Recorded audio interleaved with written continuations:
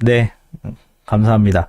네, 그러면 이제 슬슬 한번 시작을 해볼게요. 음, 오늘 할 얘기는, 2차 전지와 뭐 여러 가지 관련 얘기인데요. 한번 차근차근 시작을 해볼게요.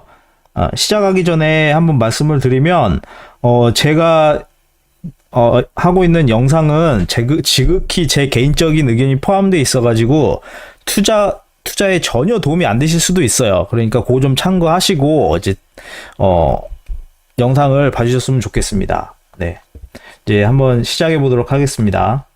음. 오늘 한국 시장은 초반에 이렇게 조금 마이너스로 출발을 해가지고 조금 오늘 많이 폭락하는 거 아닌가 그런 우려를 가지면서 시작을 한 하루였거든요. 그 이제 이유 중에 하나가 미국에서 이제 주가가 이제 내려갔는데 내려간 이유 때문에 그랬는데 그 미국이 내려간 이유는 일본이 발표한 그 일본에서 나온 뉴스 때문에 그랬어요.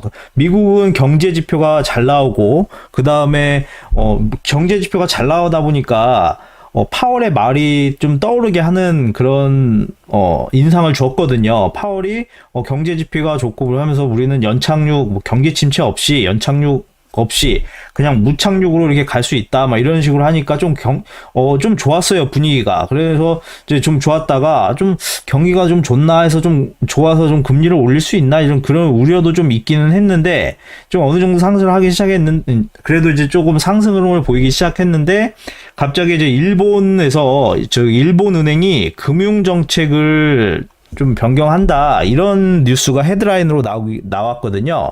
그러니까는 얘네들이 뭐 금리를 올릴 수는 없는데 이 국채 금리라는 그 상한선을 이제 컨트롤하는 거를 조금 유연하게 하겠다 뭐 이런 식으로 좀 발표를 했어요. 이제 자세한 내용은 좀 이따가 해보겠지만 그렇게 발표를 하면서 엔화가 강세를 보이겠다는 예측과 함께 달러가 약세를 보이겠다 뭐 그런 것과 이제 어우러져가지고 어저께 미국 시장이 좀 이렇게 많이 하락을 했거든요. 예, 그렇게 하락을 해가지고 그게 한국 시장에까지 영향을 끼쳐서 이제 아침에 하락 출발하면서 시작을 했던 거죠. 그래서 미국이 이렇게 다 이제 다우존스, 나스닥, S&P만 이렇게 다 떨어졌었는데 그게 이제 영향이 돼서 이제 한국 시장에 떨어졌는데 다행히 오후에는 좀 반등을 해가지고 조금 기분을 좋게 하는 하루였어요. 예. 이제 아침에 일본발 악재 때문에 좀 죽는 듯 했지만 그래도 좀 반등이 일어났다. 근데 이제 오늘 좀 또 특징적이었던 게 코스닥이 뭐 거의 4% 가까이 올랐었는데 이게 2차 전지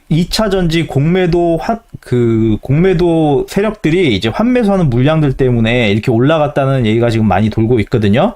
그리고 개인들이 저점에서 사신 분들이 많은지는 이제 좀 어느 정도 많은 분들도 있잖아요. 저점에서 사신 분들이. 그분들도 지금 솔직히 올라간 상태에서 떨어졌다고 한들 그렇게 손해가 아니기 때문에 충분히 버틸 여력이 돼서 그런지도 모르겠지만 이 반도체한다. 2차 전지가 더 갈 거라는 기대를 좀 확신을 가지고 있는 것 같아요. 이제 뭐 배터리 아저씨 영향도 있겠지만 그래가지고 개인 투자자들의 물량이 예상만큼 그렇게 막 쏟아지지가 않았어요. 그런 상황에서 이 공매도 세력들이 그게 더 떨어져야 밑에서 사는데 그거를 떨어진 상태에서 사지를 못하니까 이걸 공매도 물량을 이제 처리를 해야 되잖아요. 그러니까 그거를 사기 시작을 한 거예요. 사기 시작하니까 주가가 이렇게 반등하는 그런 모습을 보여줬거든요. 그래서 좀 왔다 갔다 하는 그런 흐름을 보여줬는데 네, 그렇게 해서 됐어요. 그래서 한번 요거를 좀 자세히 보면 여기 이거 예를 들어서 2차 전지 중에 에코프로비엠하고 이제 한번 볼게요. 에코프로비엠, LX 일렉트릭 같은 경우는 27일 날 하루 공매도가 금지가 됐었거든요. 하루 공매도가 금지가 됐었는데 이게 5% 이상 추가 하락을 하면서 이게 공매도가 하루 더 연장이 됐어요.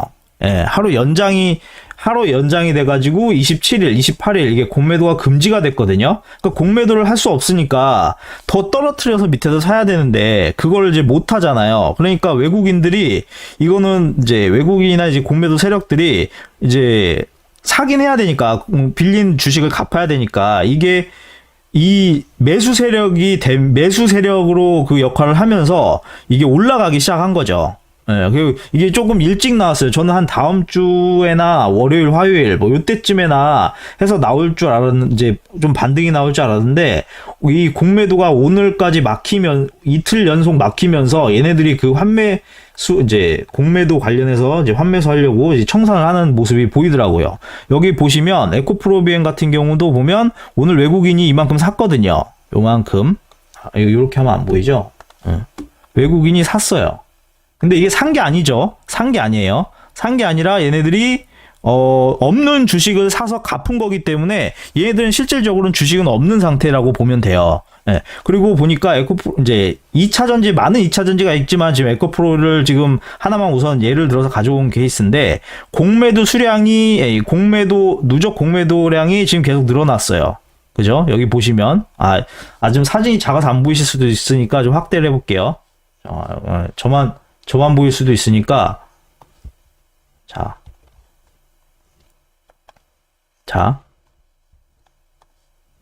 여기 보시면 뭐 에코프로 BM뿐만 아니라 다른 종목들도 아마 비슷하게 됐을 가능성이 있는데 여기에서 보시면 외국인들 물량이 여기 보이시죠? 지금 이렇게 물량이 이게 외국인들이 산 물량이지만 가지고 있는 물량이 아니거든요. 공매도 물량을 처리해야 되기 때문에 주식을 사서 갚은 거여서 없다고 생각하시면 돼요. 근데 그게 오늘도 이어졌어요. 근데 공매도가 금지가 된 상황이어서 이게 매수 세력 같이 이제 밑에서 사고 갚아야 되는데 그게 안 되니까 이게 주가가 올라가는 역할을 해버린 거죠. 캐부자님 안녕하세요. 오늘 예상보다 빠르게 급등이 나와가지고 요거 관련해서 좀 말씀을 다시 드리려고 지금 하고 있어요. 예. 그래서 이틀 연속 공매도가 되면서 거의 공매도 들어오는 매수 세력이 주가를 끌어올리는 역할을 했다. 이제 그렇게 한번 말씀드릴 수 있고, 그 다음에 여기 지금 이걸 보여드렸지만, 이제 수량을 보여드렸지만, 이 공매도 추이를 보면, 자, 요거 다음 거. 잘 안 보이실 거니까 요거 확대해서 보여드릴게요. 요거 다음 거 보면 여기서도 거래량 보면 누적 공매도량이 계속 늘어나요. 보이시죠? 여기 계속 늘어나요. 그러니까 얘네들은 계속 팔아서 갚아야 되는데 이게 개인 투자자들이 존버에 들어가고 버텨버리고 물량이 안 나오니까 얘네들이 울며 겨자 먹기로 사야 되는 꼴이 되는 거예요. 그러니까 주가가 올라가 버린 거죠. 예. 무슨 얘기인지 이해하셨죠? 예. 얘네들이 개인 투자자들이 고점에서 사는 사람들이 많다고 하면 솔직히 신용 반대 매매라든가 이런 게 좀 많이 나와가지고 좀 더 많이 폭락할 가능성이 있는데 의외로 100만 원 이하대에서 사신 분들이 좀 많았나 봐요. 많은 부분도 없지 않아 있었던 것 같고, 이제 이건 더 갈 수도 있다, 이런 관련 뉴스나 이런 애널리스트들도 그런 얘기를 많이 하니까 뭐 좀 버티지 뭐 이런 분들이 꽤 많았던 것 같아요. 그러니까 아마 그 공매도 세력들이 좀 많이 당황을 했을 거예요. 이거 물량 나와야 되는데 안 나오네? 이거 어떡하나? 오늘 공매도 막혔는데. 이제 그렇게 막힌 상황에서 이제 해결을 해야 되긴 하니까 사기 시작한 거죠. 예. 그러니까는 예상외로 개인 물량은 나오지 않았고 버티기에 들어가자는 그런 분위기가 형성이 되면서 이를 버티지 못한 공매도 세력들이 울며 겨자 먹기로 사기 시작을 한 거예요. 예, 결론을 내리자면. 그래서 오늘 이렇게 2차 전지주가 반등이 나오는 흐름을 보인 건데, 이 흐름이 이제 정고점까지 가는 거는 조금 좀 의구심을 좀 가져야 될 필요성은 없지 않았어요. 왜냐하면 좀 고점에 매물대가 있긴 하니까. 예, 그래도 좀 나올 수 있기 때문에 어제 말씀드린 것처럼 이렇게 하락하면 이렇게 절대 안 끝난다고 그랬잖아요. 반드시 한번 올린다. 근데 이게 저는 한 월요일이나 화요일 정도에 올릴 것이다 이렇게 예측을 했는데, 이게 좀 시기가 좀 빨랐어요. 공매도 기간이 하루 더 연장이 되면서 오늘 이렇게 막 올려버리는 뭐 그런 일이 그런 모습이 보였죠. 그러면 그 다음은 이 전 고점까지 뚫고 가냐, 이거는 지금 당분간은 저는 가지 않겠다고 생각을 하고 있는데, 이제 지켜봐야겠지만, 이렇게 올라갔다가 월요일장에 좀 이렇게 횡보를 하다가 여기에서 좀 하다가 그 다음에 올라갈 수도 있지 않겠나, 이제 그렇게 보고 있거든요. 예. 그러니까 이거는 상황을 봐야 되는데, 이게 개인 투자자분들이 예상외로 세요. 그러니까 미리미리 이렇게 사신 분들도 있어서 그런지 아무래도 월급날이 겹쳐서 그런 영향도 없지 않아 있을 수도 있어요. 왜냐면 7월 말이잖아요. 그러면 이제 월급 받으신 분들도 있을 거니까 급락을 대비해서 그 월급을 이제 넣어가지고 이제 그거를 이제 상쇄시키는 뭐 그런 효과가 없잖아 아니 생겼을 수도 있죠. 그런 보통 월말 되면 월급 받아서 이게 하시는 분들 많이 있으니까 그래서 오늘은 좀 올라가는 반등이 보였다. 이제 그렇게 추측이 되고 지금 오늘 반등이 나왔지만 2차 전지가 지금 이제 오늘부터 또 다시 랠리를 펼친다. 그거는 솔직히 조금 힘들 수도 있어요. 그러니까 어느 정도 횡보 이제 박스권 구간에 진입을 해가지고 횡보하다가 그 다음에 상승 흐름이 나올 것 같은데. 그 상승 흐름이 나올 수 있을 만한 그런 좀 뭐랄까 명분은 좀 많이 가지고 있더라고요. 자, 요거를 한번 보면 최근 들어서 연기금이 뒤늦게 2차 전지를 매수를 했어요. 26일 정도 이렇게 그러니까 좀 폭락하는 날 전날부터 이렇게 사기 시작했거든요. 연기금이 3월 달에 차익 실현을 했어요. 이미 2차 전지에서. 근데 7월 달 들어서 700억 원 가까이를 다시 매입을 했거든요. 이 이유가 이 반도체들과 이제 추가 성장성이 있겠다. 더 시장이 커지겠다. 더 기업이 앞으로 더 성장하겠다. 이렇게 느끼는 사람들도 많았던 거고, 그리고 코스피로 이전될 가능성도 있다. 이게 코스닥에 있지만 지금 이제 기업이 점점 커지고 우량해지니까 이 기업이 코스피로 이동을 할 가능성도 있다. 그렇기 때문에 이제 미리 좀 어느 정도 사놔야 되겠다. 이제 그렇게 이제 판단을 하지 않았나 그런 생각을 하고 있거든요. 만약에 이제 2차 전지 이제 에코프로빔이나 이런 게 이제 코스피로 이동을 하면 연기금은 시장 추종 전략상에 따라서 주식을 어느 정도 매입을 해야 돼요. 그러니까 시총 비중에 맞게 종목을 이렇게 골고루 사는 그런 게 있기 때문에 사야 되거든요. 그러니까 그때 가면 주가가 더 올라갈 수도 있으니까 그러면 이전하기 전에 지금부터 좀 사놔야 되겠다. 이제 이런 전략이 좀 있었던 것 같아요. 그래서 연기금이 좀 이제 조금씩 매집을 하고 있지 않았나 이렇게 생각이 드는데 이게 쉽게 꺾이지는 않겠죠. 이렇게 얘네들이 지금 2차 전지가 올라갈 거라는 판단을 했기 때문에 연기금이 들어온 거니까 이 흐름은 지금 당장 지속되면서 오진 않더라도 시간을 거치면서 이런 식으로 우상향으로 이제 올라가는 그런 흐름을 보일 수도 있겠다. 뭐 그렇게 판단해 볼 수가 있겠어요. 그래서 장기적으로 본다면 연기금도 들어오고 좀 다른 세력도 들어오고 하면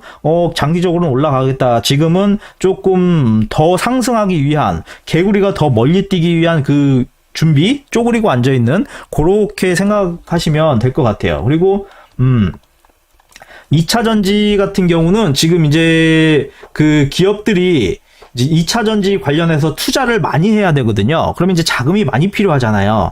자금이 많이 필요한데 그 자금을 솔직히 코스닥에서 조달을 하려면 CB 발행해야 되고 회사채 발행해야 되고 좀 많이 복잡하거든요. 이것저것. 그래서 이거를 뭐 좀 편하게 어찌 보면 좀 회사 입장에서 좀 편하게 하려면 그 코스피로 이전을 하는 게 자금 조달 면에서도 좀 쉽고 대외 신인도도 높아질 기회가 되니까 이제 좀 더 이득이 되겠죠. 이제 그래서 좀 가치가 좀 높아질 수도 있다. 이제 그렇게 된 거고 지금 현재 상태는 코스닥 150에 지금 포함되어 있기 때문에 이게 2차 전지주가 지금 공매도 위험에 노출이 되어 있는 상태예요. 이게 코스피로 상장을 이전을 하려면 공매도를 모두 청산을 해야 되거든요. 공매도를 청산을 해야 되니까 그러기 때문에 지금 공매도 세력, 외국 세력들이 지금 급한 거예요. 진짜 똥줄이 타는 거예요. 지금 빨리빨리 처리를 해야 된다. 공매도 지금 가지고 있던 거 싹 청산해야 돼. 이런 상황인데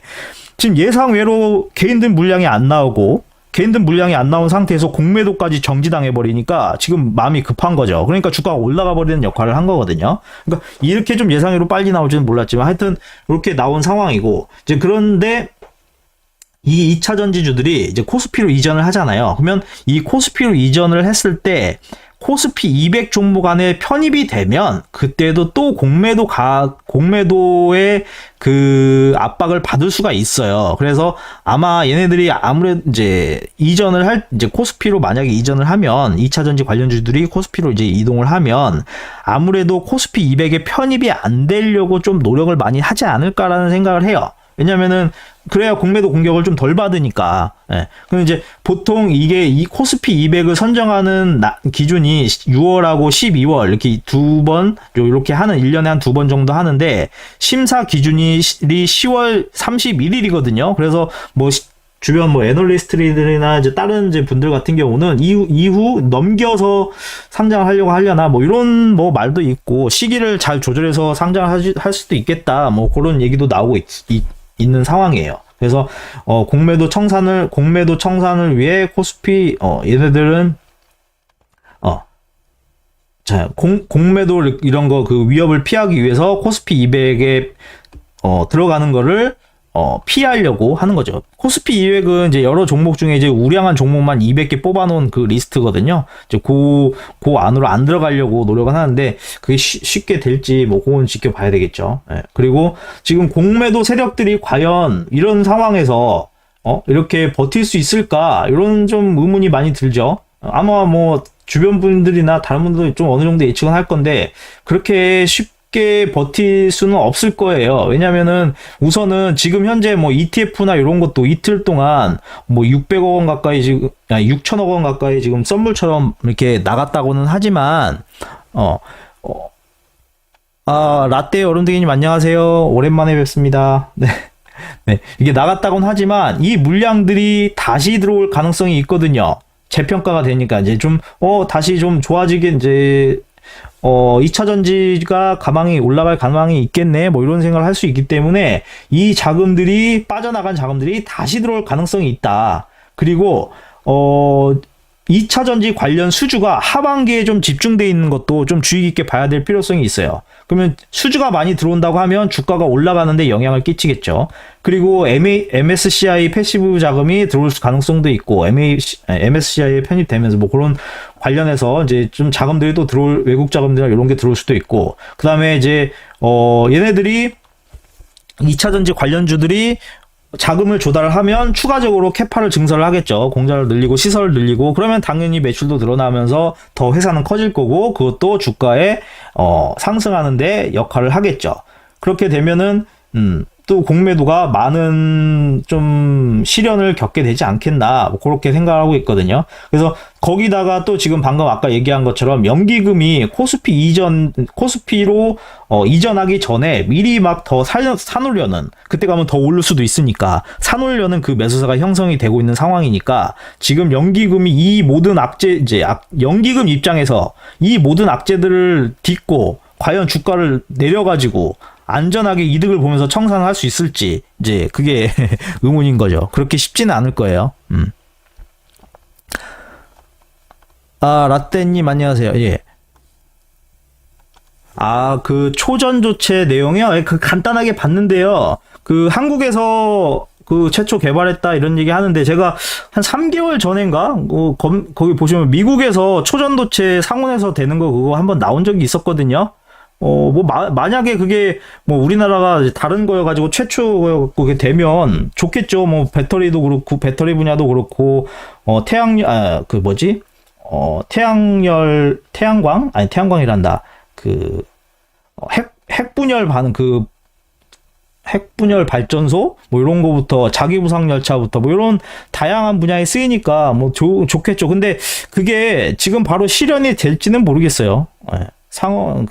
상온에서 초전도체 하는 게 지금 나왔다 하더라도 이게 상용화까지는 시간이 꽤 걸리니까 뭐 지금 이제 뉴스 나왔으니까 관심만 가져보면 예, 핵융합 발전. 예, 거기서도 그게 있으면은 그 냉각이 덜 필요하니까 뭐 더 효율이 좋다 뭐 이런 식으로 얘기도 하던데 뭐 상온에서 초전도체가 되면은 당연히 좋겠죠. 근데 이제 논문 나온 상태이고 이제 시작하는 단계니까 지금 당장 뭐 상용화 되거나 뭐 이거를 뭐 적용하거나 그러지는 못할 거잖아요. 그러니까는 뭐 아직까지는 먼 나라 얘기라고 만약에 관련 주들이 주가가 올라간다 하더라도 잠깐 올라갔다 떨어지는 그 반짝 시세일 거기 때문에 만약에 지금 이 이슈 때문에 올라갔다 하면 고점에서 파는 게 최고죠.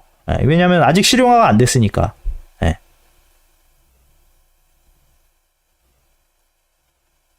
저 대충은 봤는데 그러니까요. 좀 쉽게 하긴 하던데 이제 상용화를 얼마나 빨리 땡길지 이제 그게 문제겠죠. 많이 의문도 갖고 있지만. 하여튼 초전도체는 하여튼 어제도 여러분들이 이제 이제 얘기를 해주셔가지고 잠깐 봤는데 이게 됐구나, 우리나라가 최초로 뭐 개발했다고 하는구나. 근데 이거 미국에서도 어느 정도 나왔었던 개발했다고 저번에 영상이랑 해서 나왔던 건데 이렇게 생각을 했었는데, 하여튼간에 뭐 이게 되면은 우리나라가 최초로 돼서 뭐 기본 기술을 다 갖고 있으면 좋죠.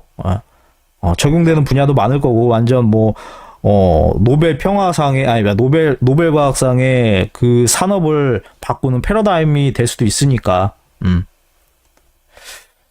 그러니까 타격을, 지금 당장 그렇게 타격 받지는 않을 것 같은데, 왜냐면은 이게 아까 말씀드린 것처럼 초전도체가 나왔다 하더라도 바로 안 되잖아요. 이것도 시설도 있어야 되고, 투자도 있어야 되고, 그 관련 뭐 재료들이라든가 뭐 이런 것들이 체계가 잡혀야 되니까 지금은 상상의 나라에서 투자를 하는 거고, 어느 정도 이렇게 지금 2차 전지나 이런 것처럼 이 체계가 갖춰지는 시기가 오면 그때 투자해도 뭐 늦지 않겠죠. 저는 그렇게 생각합니다.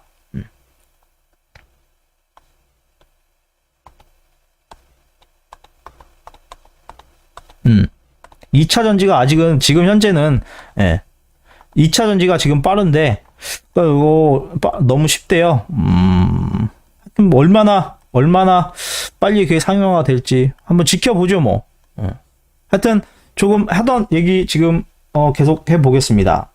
그래서 지금 이렇게 공매도 세력들이 들어오는 상황에서 이렇게 조금 얘네들이 더 추가적으로 하락을 시키기에는 좀 힘들지 않을까, 먼저 그런 생각을 하고 있는 거고, 그러면은 우선 당분간은 좀 박스권을 형성을 하면서 좀 공방을 하다가, 그렇지만 이거를 버티지 못하고 결국엔 이제 상승하는 방향으로 가지 않겠나, 그렇게 지금 판단을 하고 있는 상황이에요. 이제 그런 뉴스들이 좀 많이 나오고 있는 것 같아요. 그래서 좀 오늘 같은 경우 공매도가 이렇게 오늘도 물량을 사들이고 있다. 그래서 오늘 급하게 올랐다. 지금 그렇게 좀 결론을 내릴 수가 있을 것 같아요. 그리고 지금 돈들이 2차 전지에서 나온 돈들이 점점 이동을 하고 있는 모습이거든요. 어저께 같은 경우도 이렇게 리튬 관련주나 이런 데서 나온 그 돈들이 반도체나 바이오, 의약품, 뭐 인터넷, 화장품 뭐 이런 데로 이렇게 골고루 조금씩 이렇게 가더라고요. 어느 정도 집중된 건 아니지만. 그래서 좀 관련돼서 조금 살펴봤는데, 이제 반도체 관련돼서 어저께 같은 경우 올랐지만 오늘은 좀 잠깐 주춤하는 흐름을 보였지만, 요게 좀 어느 정도 또 슬금슬금 올라갈 수 있지 않나 싶어요. 왜냐면 돈이 우선 나왔기 때문에, 2차 전지는 해먹었기 때문에 2차 전지가 올라가서 내려와갖고 잠깐 올라갔지만, 말한 것처럼 여기서 이렇게 해서 이렇게 좀 횡보할 수 있으니까, 그 다음에 갈 수 있으니까, 이 기간 동안 뭐 반도체 쪽에 투자를 하는 뭐 그런 흐름이 좀 있지 않겠나, 뭐 그런 생각을 하고 있거든요. 그래서 살펴봤더니 알파벳과 마이크로소프트가 실적 발표를 하면서 AI 인프라에 공격적인 투자를 연말까지 강행하겠다, 이런 뉴스가 있었어요. 그럼 AI나 반도체 희소식이잖아요, 그렇죠? 그게 있었고, 그 다음에 삼성전자 컨퍼런스 콜에서 그 다음에 뭐 메모리 감산, 뭐 효과가 있다, 재고 감소가 예상이 된다, 그리고 뭐 투자를 확대하겠다, 이런 것도 반도체 분야에 좀 뭔가 호재가 있었고, 그리고 이제 8월 24일, 아마 8월 말 정도에 이제 네이버가 이 하이퍼 클로바 X라는 그걸 좀 출시를 하거든요. 그럼 이제 AI나 반도체에 대해서도 좀 호재성 기사가 이제 그게 되겠죠. 이런 내용들이 있어서 이쪽을 지금 이제 반도체가 2차 전지가 조금 주춤하고 있을 동안 이쪽에서 조금 관심을 가져보면 좋겠다 싶은 거죠.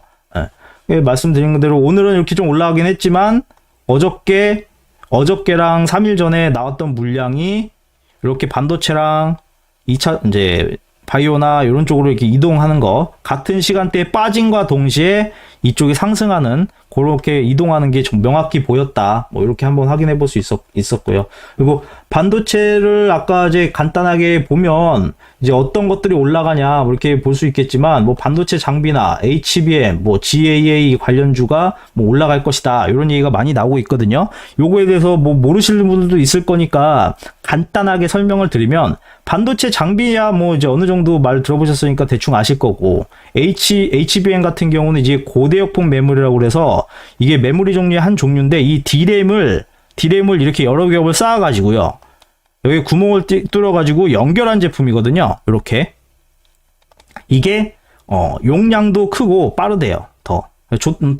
우선 더 좋대요. 그래서 이게 AI에 많이 쓰이고 기존 DDR 제품보다 낮은 전력 소모이고 고성능 그래픽 카드나 AI 서버 등에 많이 사용이 된다고 하니까 요 관련된 곳이 조금 이슈가 되겠죠. 이제 앞으로 아까 투자 관련 내용들이 나왔으니까 여기서 마이크로소프트나 삼성, 뭐 네이버 이런 데 나왔으니까 요런 게 좀 부각이 관심을 받을 것 같고, 그 다음에 이제 요거 게이트 올 어라운드라고 해서 차세대 트랜지스터 구조인데, 이것도 이제 삼성이 이제 개발했다고 이제 하는데, 소비 전력도 낮고 데이터 처리 속도도 좋고 면적을 줄이는 이런 기술이라고 해요. 이게 트랜지스터인데, 요게 게이트 올 어라운드. 좀 더 촘촘하죠. 그래서 이렇게 하면은 더 효율이 좋다. 뭐 그렇게 얘기를 하더라고요. 그러니까 요 관련 주들이 조금 더 반도체가 올라갈 때 관심을 받을 수 있을 거니까 어느 정도 보시면 괜찮을 것 같아요. 그리고 어저께 잘 가던 이제 호재성 그 미국 경제 지표 발표로 잘 가던 미국 그 주가가 이제 13일 연속 그 상승 행렬을 보이다가 이제 하락했던 이유 중에 하나가 이거거든요. 일본이 금융 정책을 바꾸겠다 이렇게 좀 발표를 했어요. 그래서 막 그 니온게이자 신문이나 이런 데 헤드라인을 장식하면서 좀 떠들썩했거든요. 요게 나오자마자 일본 환율은 급등을 하기 시작했죠. 가치가 이렇게 내려가면서 이렇게 팍 이제 뛰었죠. 그렇게 돼서 엔화 가치가 급등하는 이런 현상이 일어났고, 그러면서 얘네들이 무슨 내용이냐, 이 통제 곡선이라고 하는 거를 10년 만기 국채 수익률을 얘네들이 통제하는 건데, 지금 현재는 0.5에서 제한을 두고 있거든요. 만약에 0.5를 넘어가면 그 일본은행이 무제한으로 막 국채를 사가지고 못 올라가게 막는 뭐 그런 게 있었고, 뭐 이제 있었는데, 만약에 이거를 이제 좀 풀으면 어느 정도 올라가도 뇌도 안 사겠다, 이제 더 매입 안 하겠다, 이 얘기거든요. 그러면 이게 어찌 보면 얘네들이 이제 실제적으로 금리를 올리지는 않지만 금리를 올리는 효과가 나타나서 긴축 효과가 되는 효과가 나타나가지고 여러 가지가 파급이 돼요. 그러면 1차적으로 뭐 어떻게 되냐, 엔화 가치가 높아지는 효과가 나잖아요. 엔화 가치 효과가 높아지는 그게 나면 해외에 뿌려졌던 엔화들이 일본으로 되돌아가는 현상이 발생을 하겠죠.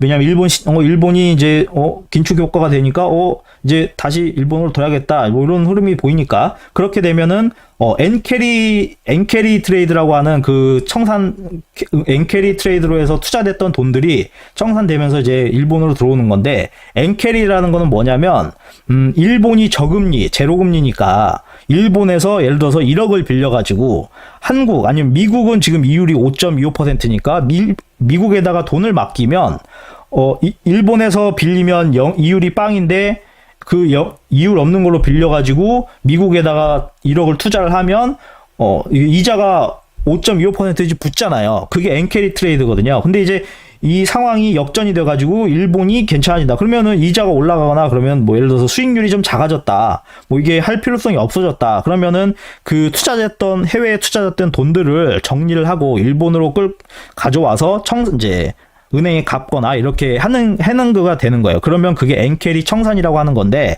그렇게 해서 이제 그렇게 되면 이제 해외 자산들이 매각이 되겠죠. 매각이 이제 되고, 그러면은 이게 어떤 효과가 나타나냐, 미국 국채가 이제 상승하는 효과가 나타나요. 이제 가격이 떨어진다는 거죠. 그렇게 되면 엔화가 강세고 달러는 약세가 되고, 그리고 그렇게 되면 미국의 수입 물가는 상승하게 되고, 뭐 이런 효과가 나타나니까, 이것 때문에 어저께 이게 뉴스가 뉴스가 나오자마자 이제 미국 주가가 내려가기 시작을 한 거죠. 그러기 때문에 그 영향을 받아서 한국 주식도 아침에 마이너스권에서 시작을 한 거예요. 만약에 그렇지 않았다면 뭐 오늘 조금 좀 올라가면서 시작을 했을 가능성이 높죠. 좀 올라가서 시작을 했을 건데, 티나님 안녕하세요. 반갑습니다. 네. 하여튼 그렇게 돼요. 이렇게 해서 일본 때문에 그런 거죠. 그러니까 지금까지는 전 세계가 미국, 한국, 뭐 다른 여러 나라가 금융 긴축을 했잖아요. 금융 긴축을 했는데 일본만 금융 완화를 계속 유지를 하고 있었기 때문에 돈을 계속 풀고 있었기 때문에 지금 엔화 가치가 똥값이 된 거거든요. 거의 막 뭐 휴지는 아니지만 뭐 이렇게 한 상황인데 이제 미국이 이번에 금리를 올렸잖아요. 0.25를 올리니까 일본은행이 이거 더 이상 못 버티겠다. 이거 우리들 이러다가 난리 나겠다. 뭐 이렇게 아마 위기감을 느꼈겠죠. 그럼 위기감을 느끼니까 이번에 발표를 한 게 이제 0.5 상한 제한하는 거를 어느 정도 좀 일정 수준은 좀 허용을 하겠다. 뭐 이렇게 나오니까 그게 이제 긴축 효과로 여겨지면서 이제 금리를 올리는 효과 그렇게 여겨지면서 이게 시장에 좀 충격을 줬던 그런 게 있었어요. 그래서 좀 아침에 개인적으로 좀 일본을 좀 욕을 했죠. 얘네들만 아니었으면 오늘 아침에 상승하면서 시작을 했을 건데, 갭상승은 아니더라도 좀 상승하면서 시작을 했을 건데, 이 일본 애들 갑자기 저기들 죽겠다고, 미국이 금리 올리니까 자기들 죽겠다고 바로 이렇게 대응이 바로 나오네? 이제 이렇게 되니까 이제 한국 시장에도 안 좋게 되니까 하락 시작을 하니까, 저도 이제 일본 욕이 나온 거죠. 예. 하여튼 그렇게 됐다. 이제 그렇게 된 거고, 일본 은행은 이제 그거는 2016년부터 이 수익률 곡선을 이제 통제를 한 거 시작을 했는데 이걸 이제 통제를 하면 금리를 통제를 하면서 이제 통화 정책을 유연하게 하고 뭐 물가 안정이나 뭐 여러 가지 경제 성장을 추구하기 위해서 했던 거거든요. 그래서 했던 건데 이거를 계속 미국이 금리를 올리니까 이제 작년 같은 경우도 이제 계속 급하게 올리고 올해도 이렇게 올리니까 작년 12월경에 기존의 0.25%였던 거를 0.5%까지도 그때도 올렸어요. 이때도 사실상 어찌 보면 금리 인상 효과 그거였는데 뭐 이유야 간단하죠. 방금 말씀드린 것처럼 미국과 일본의 그 격차 금리 간 격차 때문에 이렇게 올릴 수밖에 없었던 거죠. 근데 또 미국이 또 올리니까 얀 못 따라가니까 또 올린다. 얘네들도 더 그럼 유연하게 확대를 하겠다. 이렇게 따라가는. 그러니까 얘네들도 지금 현재 금융 압박을 엄청나게 받고 있다. 이렇게 느끼면 될 것 같아요. 뭐 자기네들 디플레이션이었고 우리는 뭐 아무리 돈을 풀어도 이게 물가가 제대로 안 올라간다 하면서 막 띵깡 넣으면서 뭐 이렇게 버텼는데 그게 안 된다고 하는 게 이제 보이기 시작을 한 거죠. 그렇게 되는 거고. 요거 말했던 거. 양적 완화책. 예. 국채 혹시나 모르시는 분이 있다면 요거 한번 자세히 한번 봐보세요. 뭐 국채는 그냥 나라가 진 빚이라고 생각하시면 됩니다. 네. 하여튼 요렇게 되고 그다음에 이제 어저께 또 이제 얘기 드렸던 게 이제 나왔던 지표 중에 미국이 2분기 국내 총 생산이 2.4% 성장을 했거든요. 이제 시장에서는 2%나 1.8% 요 정도 올라갈 거라고 생각을 했는데 좀 많이 성장을 했어요. 그러면은 미국이 참 이게 고금리하고 이게 높은 인플레이션인데도 이게 잘 버티는구나. 지금 미국이 정상 경제를 정말 잘 유지하고 있구나. 이렇게 해석할 수 있거든요. 그래서 탄탄하구나. 고용도 탄탄하고 실업률도 낮고 소비도 좋고 그러니까 우리가 너무 좋다. 그럼 이제 앞으로 우상향할 가능성이 높다. 이런 게 좀 많이 있었고 이러면서 뭐 잠깐 금리 이러다 더 올리는 거 아니야? 이런 우려도 있긴 했지만 하여튼 간에 이렇게 좀 긍정적인 수치를 나오니까 좀 초반에는 좀 긍정 주가가 좀 상승을 하긴 했었어요. 일본 뉴스가 나오기 전까지는. 그렇고 이렇게 주가가 높아지니까 여기에서 미국 경제 정책 연구센터의 딘 베이커가 이제 한 말이 하나 있는데 2분기 GDP는 강력한 생산성 증가를 의미한다. 뭐 이렇게 한 말을 했었거든요. 예. 요거는 뭐 세 가지로 요약하면은 이렇게 되는데 전체 근로 시간이 늘어나지 않았는데 국내 총 생산 GDP가 늘어났다. 이렇게 하나 했고 두 번째로는 근로 시간이 감소하지 않았는데 GDP가 늘어났다. 뭐 요 뜻은 생산성이 증가됐다는 것을 의미한다고 해요. 그리고 투자가 계속 늘고 있다. 이제 광고가 줄지 않으면서 이제 투자까지 늘고 있으니까 아무래도 이제 경기가 좋다. 뭐 이런 뜻으로 이제 얘기를 한 거죠. 그리고 이제 그 다음에 나온 실업수당 청구 건수 같은 경우도 일주일마다 나오는 실업수당 청구 건수 같은 경우도 진짜 낮게 나왔죠. 낮게 나와서 진짜 고용이 탄탄하구나. 탄탄하다. 뭐 이렇게 지표가 나와가지고 확인하는 계기가 됐네요. 그리고 지금 오늘 봤을 때 그 패드워치, 이제 CME 패드워치에서는 동결 가능성이 살짝 떨어지긴 했거든요. 경제지표 나온 거랑 호주, 유럽도 그렇고, 미국도 그렇고, 경기 지표가 좀 잘 나오니까, 그래도 좀, 혹시나 금리를 올릴 수 있지 않을까, 뭐, 그런 우려감? 그게 반영이 돼서 한 2% 정도 떨어졌어요.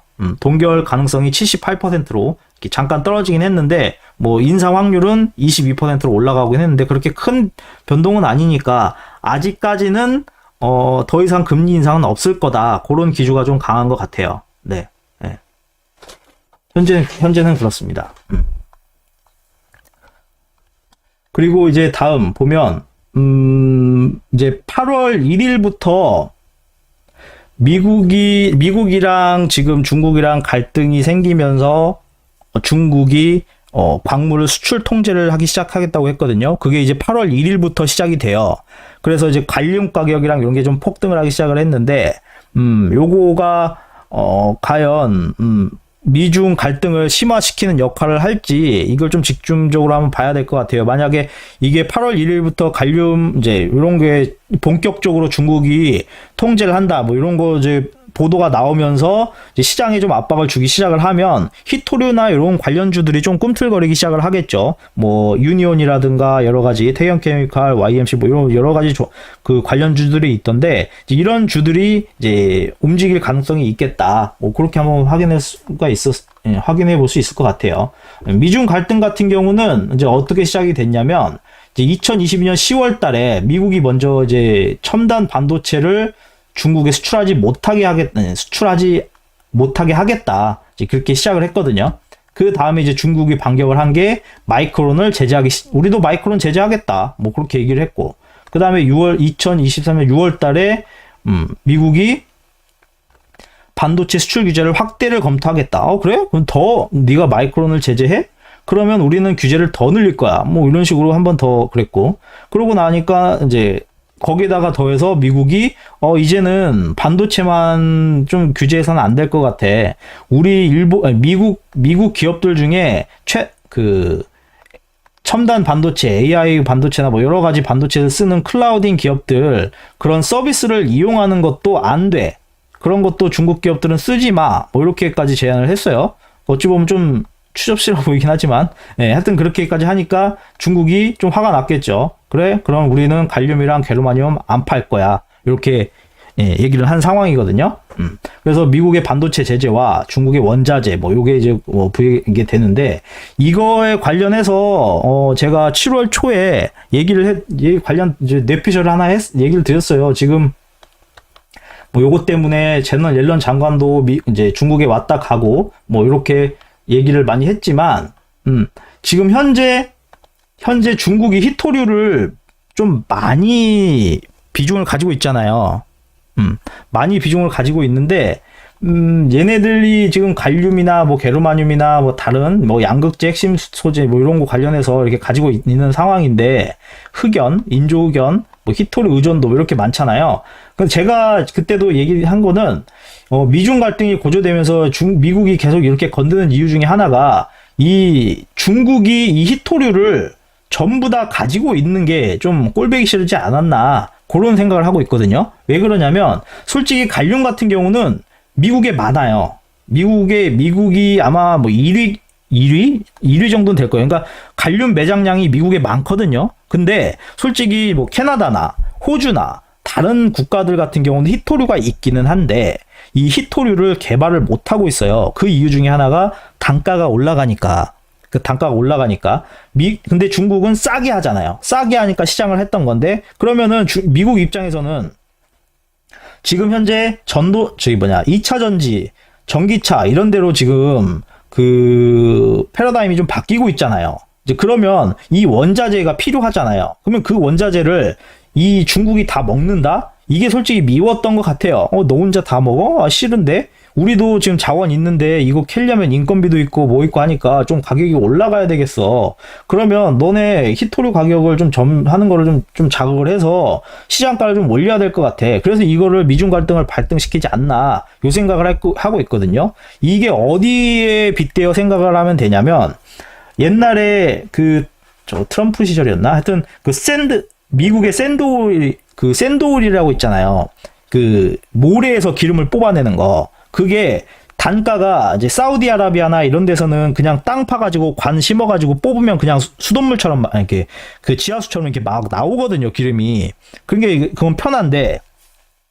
그래서 뭐 사우디나 이런 데 유가 같은 경우는 낮게 그거를 아무리 그게 낮아도 유지할 수가 있긴 하지만,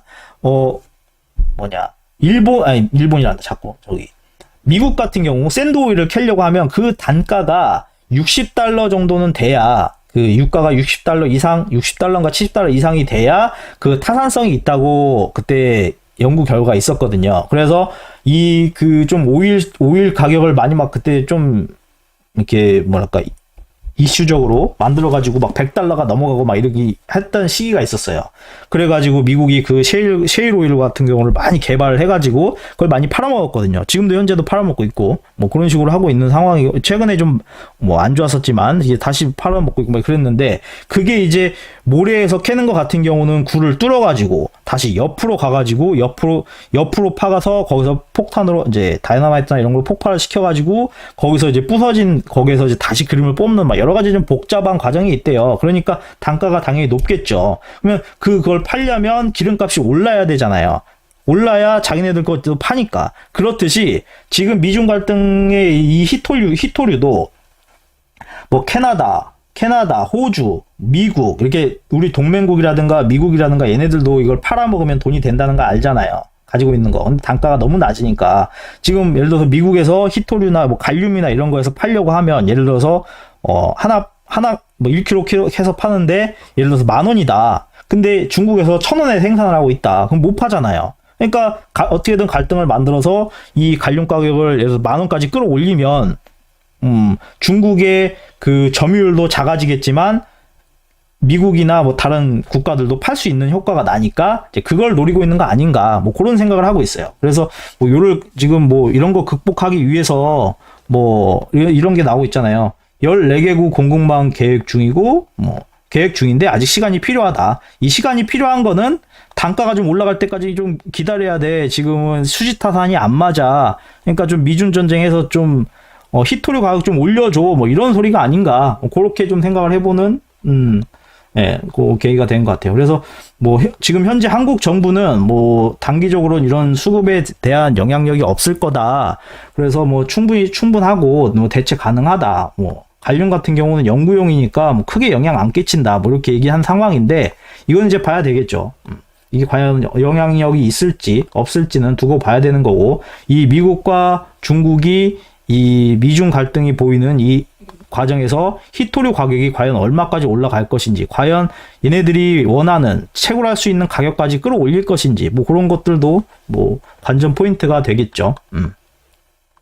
하여튼 그렇습니다. 그리고 다음에 조금 다시 또 이제 부각되고 있는 이슈 중에 하나가 이거예요.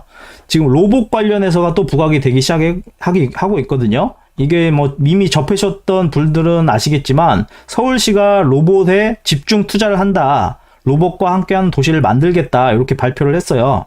발표를 하면서 4년간 2천억 원을 투입해가지고 3대 분야 15개 정책을 육성하겠다. 뭐 이렇게 얘기했고 뭐 배달 로봇, 순찰 로봇 이런 거 확대하고 펀드까지 조성을 해가지고 기업들한테 지원을 해주고 공공 민간 서비스 분야에서 로봇을 활용할 수 있게 하고 그런 식으로 하고 8월 달에는 직접 로봇을 투입을 하겠다. 뭐 이런 식으로 발표를 했거든요. 그럼 이제 로봇 관련 주들이 좀 어느 정도 꿈틀거릴 가능성이 있겠죠. 뭐 여기에서 뭐 사업을 따냈다거나 뭐 여기에 이렇게 공급을 한다거나 이게 뭐 예를 들어서 우리 회사 거다. 뭐 예를 들어서 그런 식으로 된다. 그러면은 그게 이제 관련 주가 올라가겠죠. 그래서 로봇 관련 주들이 어느 정도 요동을 치지 않을까 앞으로 조금 좀 올라갈 가능성이 있지 않을까, 뭐 그렇게 추측을 해보고 있는 거예요. 예. 추측을 해볼 수가 있을 것 같아요. 예. 그리고 또 세 번째로 좀 이슈가 됐던 건, 이제 중국 관광객들이 이제 한국으로 좀 다시 몰려올 가능성이 좀 높아지고 있어요. 지금 제주 도지사님이 중국 단체 관광객이 좀 절실하다. 중국 단체 관광객이 중국에 좀 많이 올 수 있도록 좀 부탁 좀 드린다. 좀 이렇게 한 상태거든요. 그랬더니 그 중국 대사가 중국 단체 관광객이 지금 한국 제주도를 이제 많이 올 수 있도록 중국 정부에 협조 요청을 했다. 이렇게 한 상태예요. 그러면은 만약에 오케이 이렇게 하면 중국 관광객들이 제주도로 엄청 몰려가겠죠. 뭐 서울로도 올 수 있고 그렇게 되겠죠. 그래서 이제 방문 추이를 보면 2016년도에는 300만 명이 이렇게 왔대요. 이제 코로나가 시작되면서 10만 명 이렇게 뭐 사드나 이런 그런 한한령 때문에 10,000명도 안 되는 인원이 왔고 그 다음에 2023년에 지금 올해 같은 경우 4만 명 정도가 왔는데 이게 이제 이런 부탁으로 해서 다시 30만 명까지 늘어난다? 그러면 뭐 항공주나 호텔이나 뭐 여행 관련들이 수혜를 보겠죠. 볼 거지만 저는 당분간 제주도 여행은 못 갈 것 같습니다. 네. 네, 못 갈 것 같고요. 하여튼 그렇습니다. 그래서 이런 관련된 종목도 장기적인 입장에서 봐가지고 투자를 한다고 하면 뭐 그것도 괜찮을 것 같죠. 그것도 괜찮을 것 같고. 네. 뭐 전선 관련 이슈는 뭐 LS 일렉트로이나 이런 것들이 이제 반영이 돼가지고 올라간 상태니까. 예. 요게 이제 변압기 관련해서 미국 관련 전력 인프라에 꼭 필요한 게 이게 전선하고 변압기거든요. 이 수요가 지금 높아지고 있는 게 지금 전기차가 지금 많이 이렇게 늘어나잖아요. 그럼 어디서 다 충전을 해야 되잖아요. 그러면 전력 시설이 많이 필요한데 이 전력이 지금 현재 미국 같은 경우도 많이 노후화된 상태예요. 노후화된 상태고 수명이 25년이 이제 25년이고 이제 작은 거는 25년, 큰 거는 40년 정도 되는데 이게 좀 많이 노후화됐대요. 그래서 교체 시기도 다가왔고 그리고 지금 미국 같은 경우는 지금 현재 80% 이상을 수입에 의존하고 있는 상태이기 때문에 이거를 이제 한국이 좀 잡으면 좀 괜찮겠죠. 근데 지금까지는 관세 때문에 지금 한국이 좀 요거를 많이 못했었어요. 그래서 멕시코나 뭐 이런 주변국들이 좀 수혜를 봤었는데, 그게 조금 제가 없어졌다고 얘기를 들은 것 같으니까, 뭐 그런 거가 좀 영향을 끼쳐가지고, 멕시코가. 한국 이제 무관세로 바뀌었죠. 이렇게. 그러면은 수출이 늘어나면서 좀 수혜를 볼 가능성이 있다. 그럼 장기적으로, 요런 그 전선이나 변압기나 이런 관련 기업들이 이제 장기적으로 이제 좀 이렇게 수혜를 받을 수 있을 거다. 뭐 그렇게 좀 예측을 해볼 수가 있겠죠. 전기차 인프라가 솔직히 미국만 확대되는 건 아니잖아요. 유럽도 그렇고 뭐 우리나라도 그렇고 중국도 그렇고 또 유럽 같은 경우도 보면 전력이나 전선이나 변압기 이런 거 엄청 낙후됐거든요. 그렇기 때문에 걔네들까지 수요가 합치면 이게 솔직히 어마무시한 시장이 될 수도 있기 때문에 이런 관련 주식도 장기적으로 본다면 이렇게 좀 관심 종목에 넣어놓고 보셔도 괜찮을 것 같다. 뭐 그렇게 생각하고 있어요. 그래서 뭐 28일 요거 오늘 발표하는 거 실적 발표하는 거 한번 보고 그러면 되겠죠. 그렇습니다. 얘기하느라고 채팅을 못 봤네요. 일본이 긴축하면 한국 아작납니다. 그렇죠. 지금 일본이 긴축을 하면 한국 주식시장은 항상 하락했었어요. 과거에도. 그래서 솔직히 좋진 않아요. 좋진 않죠. 그래서 오늘 주가가 좀 장 시작할 때 하락해서 시작한 이유도 거기에 있다고 봐요. 셰일가스, 그렇죠. 셰일 오일이라고 그랬죠. 네, 셰일가스, 그렇죠. 당분간 국내 주식은 참여 말고 관망이 맞다고 생각합니다. 네, 그것도 좋은 방법인 것 같아요. 지금 아무래도 이제 상승 흐름이 어느 정도 나왔기 때문에 횡보하는 흐름이 좀 나오지 않겠나, 뭐 그런 생각을 할 수 있게 만드는 시장이거든요. 그러니까는 좀 관망하면서 떨어지면 사고 올라가면 팔고 밑에서 이게 지금 올라갔다가 내려오고 이렇게 요런 상태에서 이제 어느 정도 된 다음에 그 다음에 올라갈 수 있는 흐름이니까 밑에서 사고 위에서 팔고 밑에서 사고 위에서 팔고 이렇게 하면은 되는 거죠. 근데 개인 투자자분들이 밑에서는 더 떨어질 것 같아서 팔고, 올라가면 더 올라갈 것 같아서 사고, 내려가면 또 더 떨어질 것 같아서 팔고, 그러면서 이 횡보 구간에 많이 털리거든요. 그러니까 지금 대세 상승이 올라가고 있는 상태니까 이게 박스권이 될 가능성이 높겠구나, 그렇게 생각하시고, 전저점 부근에 온다 그러면 좀 이렇게 모아가는 그런 전략을 취하고, 위 전고점 부근이 온다 그러면 이제 팔아서 현금화 시키는 그런 전략을 취하면 이 횡보 구간에서도 수익을 좀 낼 수 있는 구간이 되지 않겠나, 싶어요. 그죠? 이게 쉬우면 되겠네 하겠는데, 그래도 이게 좀 가능한 게 상승장이니까 하락장이면 안 되죠. 만약에 어딨냐, 지금 현재 이렇게 코스피도 그렇고 이렇게 상승장이잖아요. 지금 금리가 떨어지기 전까지는 계속 올라가는 그 상승장이니까, 지금은 내려갈 때마다 분할해서 조금씩 매수해 주는 거는 이제 그러면 반드시 올라가는 그런 시장이 되니까 괜찮죠. 만약에 이게 하락장이었다면, 이렇게 하락장이었다면 이런 식으로 이때는 횡보 구간에 사면 절대 안 되죠. 왜냐면 횡보하다 빠질 거니까. 횡보하고 빠지고, 횡보하고 빠지고, 횡보하고 빠지고, 이렇게 대세 하락장일 때는 절대 이렇게 하면 안 되는데, 지금 현재는 대추세가 상승장이니까 횡보하면 올라가고, 횡보하면 올라가고, 횡보하면 올라가고, 이런 장이니까 이때는 떨어지면 조금씩 이렇게 한 방에 물방에서 하는 게 아니라 좀 분할해서 조금씩 사면 장기적으로 본다면 이렇게 쭉 우상향 하는 그게 나오겠죠. 그래서 그렇게 얘기를 드리는 거죠. 그렇고, 어디까지 얘기했지?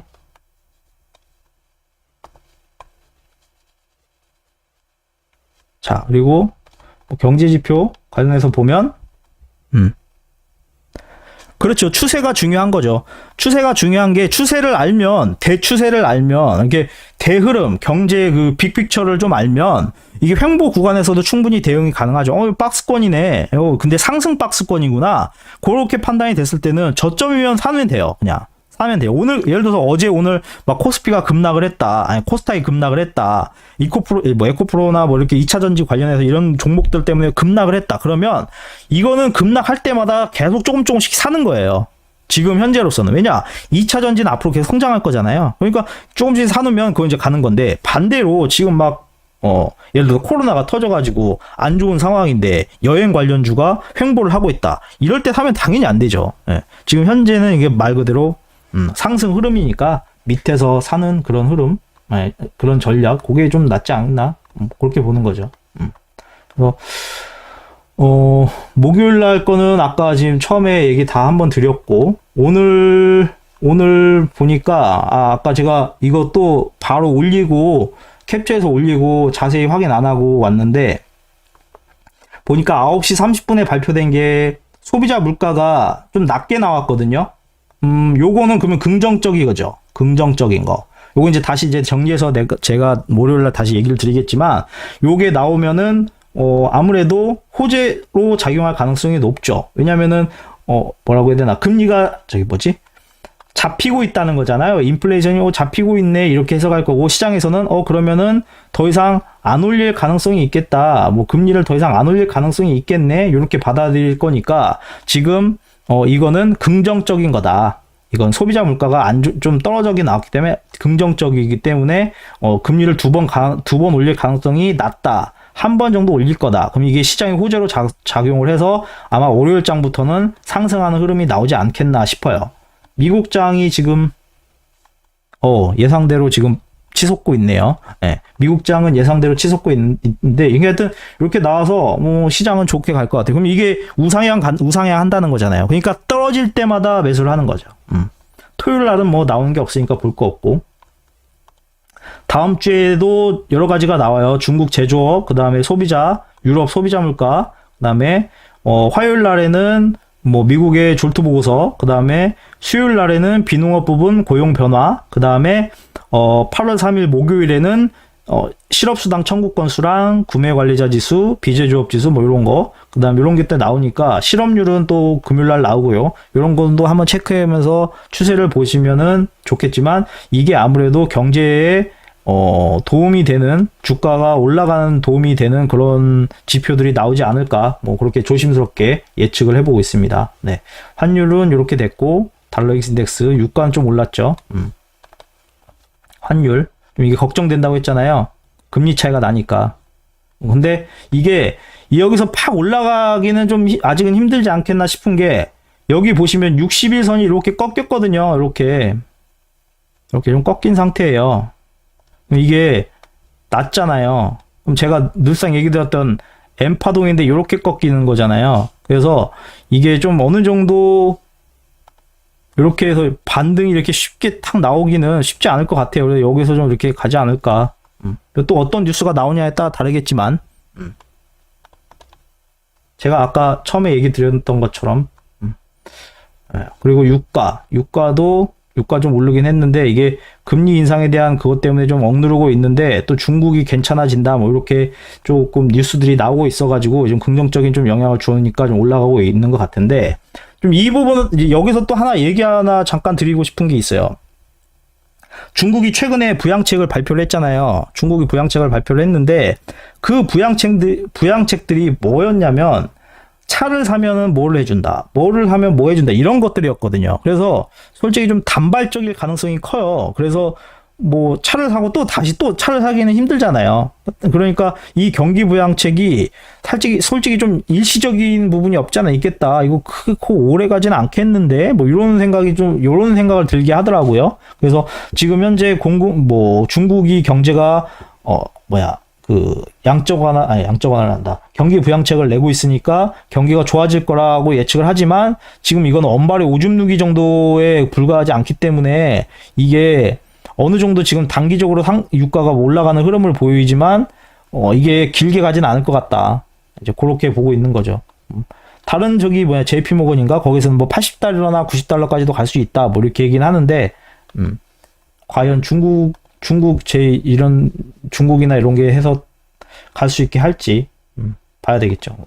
그리고 미국 국채랑 이런 거는 아직도 현재 역전된 상태이고 비트코인은 더 지금 조금 찔끔찔끔씩 계속 떨어지고 있네요. 요게 아무래도 계속 영향을 끼치는 것 같아요. 네, 그렇습니다. 우선은 전달 드릴 만한 거는 다 이제 전달 드렸고 이제 뭐 다시 이제 요거 뭐 한국 주식이나 미국 주식을 좀 본다면 저기 제 내피셜 관련해서 한번 얘기를 해보도록 해야겠네요. 자, 그리고 마틴 리님 당분간 국내 주식은 참여 말고 관망한다고 밖에. 저는 요거는 이제 제가 말하는 게 투자에 전혀 도움이 안 될 수도 있지만 제 의견은 좀 달라요. 지금은 관망을 할 단계가 아니라 하락할 때마다 매집하는 단계라고 보거든요. 막 폭락하거나 뭐 악재가 오늘처럼 일본이 뻘짓해 가지고 막 이렇게 주가가 하락할 때는 사는 거죠. 떨어지네 사는 거죠. 그러면 이제 오늘처럼 또 미국 경제 지표가 좋게 나오면 또 올라가니까 이제 저는 지금은 관망보다는 떨어질 때마다 사는 전략을 좀 취하는 게 좋다. 뭐 그렇게 생각을 해요. 왜냐면 뭐 맨날 뭐 백날 가는 거는 아니지만 이제 원래 가려면은 내려갔다 올라갔다 해야 되잖아요. 그러니까 내려갈 때마다 좀 이제 사는 그런 전략. 이제 그다음에 이제 투자에 전혀 도움이 되지 않을 수 있는 이런 좀 한번 얘기를 한번 해볼게요. 그리고 투자 관련해서 요거죠. 오늘 요거 코스피 지수인데 이게 어제 이렇게 반등해서 올라갈 거다. 뭐 그렇게 생각을 했는데 티나님도 상승할 거라고 생각하신다. 그렇죠. 오늘 솔직히 저는 오늘 좀 올라갈 거라고 생각을 했어요. 왜냐면 저는 소비자 물가 어저께도 얘기를 드렸잖아요. 저는 그 소비자 물가 요거 지표 발표 나기 전에 유가를 보면 소비자 물가 지수가 낮게 나올 것이다라는 걸 어느 정도 예측할 수 있을 거라고 얘기를 드렸잖아요. 그래서 소비자 물가 지수는 좀 뭐 그렇게 높게 나오지 않고 비슷하게 나오거나 좀 낮게 나올 수 있겠다. 그렇게 예측을 했기 때문에 오늘 조금 갭으로 좀 띄우거나 이렇게 좀 갭은 아니더라도 상승 흐름을 보이지 않겠나. 이제 그렇게 예측을 했었거든요. 근데 티나님도 어저께 뭐 갭 상승해서 올라갈 수 있지 않겠나 이렇게 얘기를 해주셨잖아요. 그렇듯이 오늘 좀 상승할 거라고 생각을 했는데 이 망할 놈의 일본이 뻘짓을 하는 바람에 미국이랑 이제 한국이랑 주식을 폭락시켜 버렸죠. 아침 시작부터 한 1% 넘게 폭락시켜서 시작했는데 이제 그 영향력이 좀 크진 않았던 것 같아요. 이제 저가 매수 세력들도 들어오고 이제 21선 지지도 있고 하다 보니까 그 흐름 그거를 끌어올려 줬죠. 예, 다 먹으면서 끌어올렸어요. 그래서 결국엔 양봉으로 변하면서 이제 플러스로 마감을 했는데, 그럼 이 의미는 월요일 날 더 갈 확률이 높다. 왜냐? 아까도 말했듯이 소비자 물가지수가 좋게 나왔잖아요. 아니, 안 좋게 나왔잖아요. 물가가 떨어졌잖아요. 예. 잘 안 보이실 수도 있으니까 이걸 확대해야 되겠구나.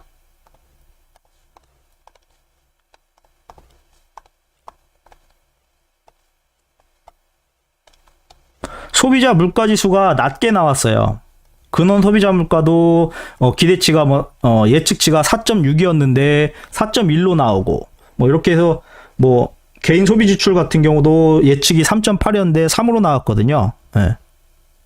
그러니까요. 미국 예상한 대로 이렇게 해서 좀 낮게 나왔기 때문에 요거는 당연히 호재로 작용을 하는 거예요. 물가가 잡히고 있네. 물가가 잡히고 있는데 연준이 머리에 총 맞지 않는 이상 금리를 더 올리겠어? 안 올리지. 이제 이 얘기가 되는 거고, 금리를 안 올린 상태에서 지금 현재 미국 경기가 좋네? 그럼 무엇이냐? 주가는 올라간다는 거죠. 네. 주가는 올라간다. 근데 이렇게 좋은 흐름이 나올 거라고 예측을 했음에도 불구하고, 이 망한 일본이 갑자기, 우리 죽겠습니다. 우리도 금리 좀 올릴게요. 안 돼요. 우리 너무 힘들어요. 미국 너무 금리 올렸어. 우리 죽겠어. 우리도 금리 올릴게. 이렇게 갑자기 외치는 바람에 하락을 시켜버렸죠. 네.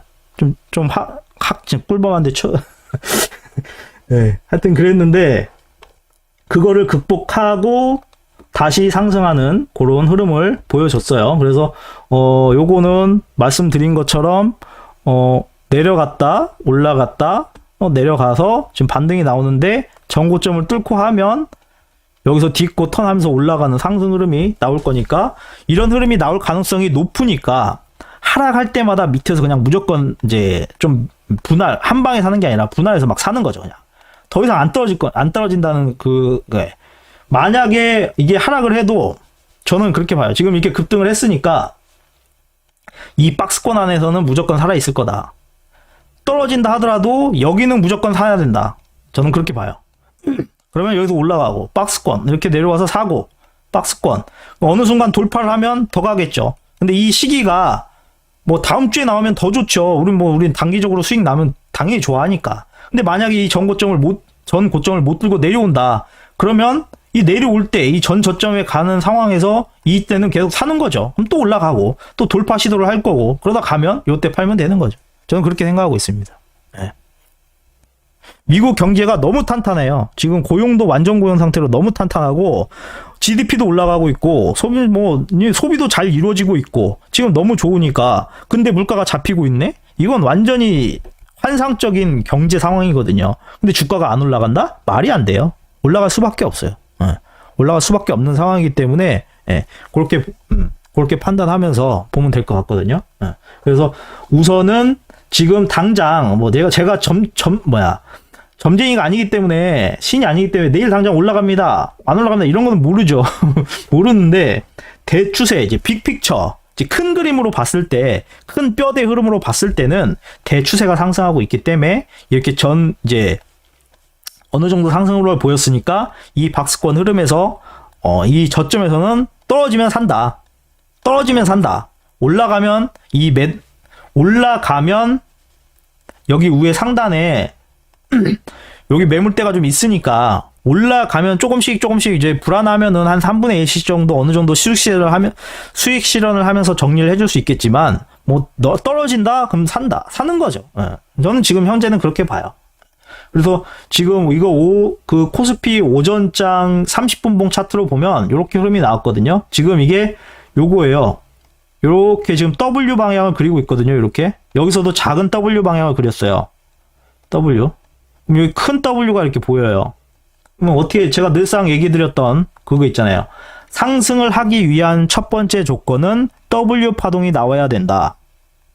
W 파동에서 이 전 고점들을 연결한 선, 저항선이라고 하죠. 전고점 저항선을 돌파를 하면 요때는 한번 팔아주는 거예요. 그러고 나서 하락을 하면 이 전 고점들이 저항선이었던 정고점들을 돌파했던 그 저항선이 지지선으로 바뀌거든요. 그럼 지지선으로 바뀌어서 여기를 딛고 턴을 하는 모습이 나타나니까 이 딛고 턴을 할 때 여기 개구리처럼 움츠렸다 올라갈 때 요때는 매집이 된다는 거다. 이제 그런 거죠. 제가 말하는 저점은 이런 구간인 거예요. 저점, 요때는 팔고 저점 쭉 상승. 저점 팔고 저점 매수 상승. 팔고 뭐 이런 식으로 그렇게 간다는 거예요. 그 흐름이 지금 현재 여기에서 요렇게 현재 조금씩 요렇게 나타나고 있으니까 이제 월요일 날 요렇게 올라가줘서 돌파를 하면 여기선 팔아야죠. 왜냐면 돌파를 했으니까.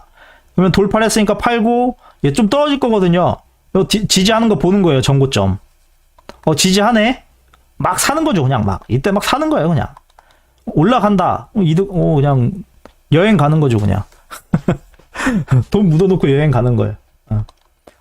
그리고 아직 추세가 살아있다고 하는 게 이 주봉 차트에서만 봐도 이게 주 추세가 이렇게 올라가잖아요. 이렇게 올라가는 거예요. 이렇게 언제까지 올라가냐?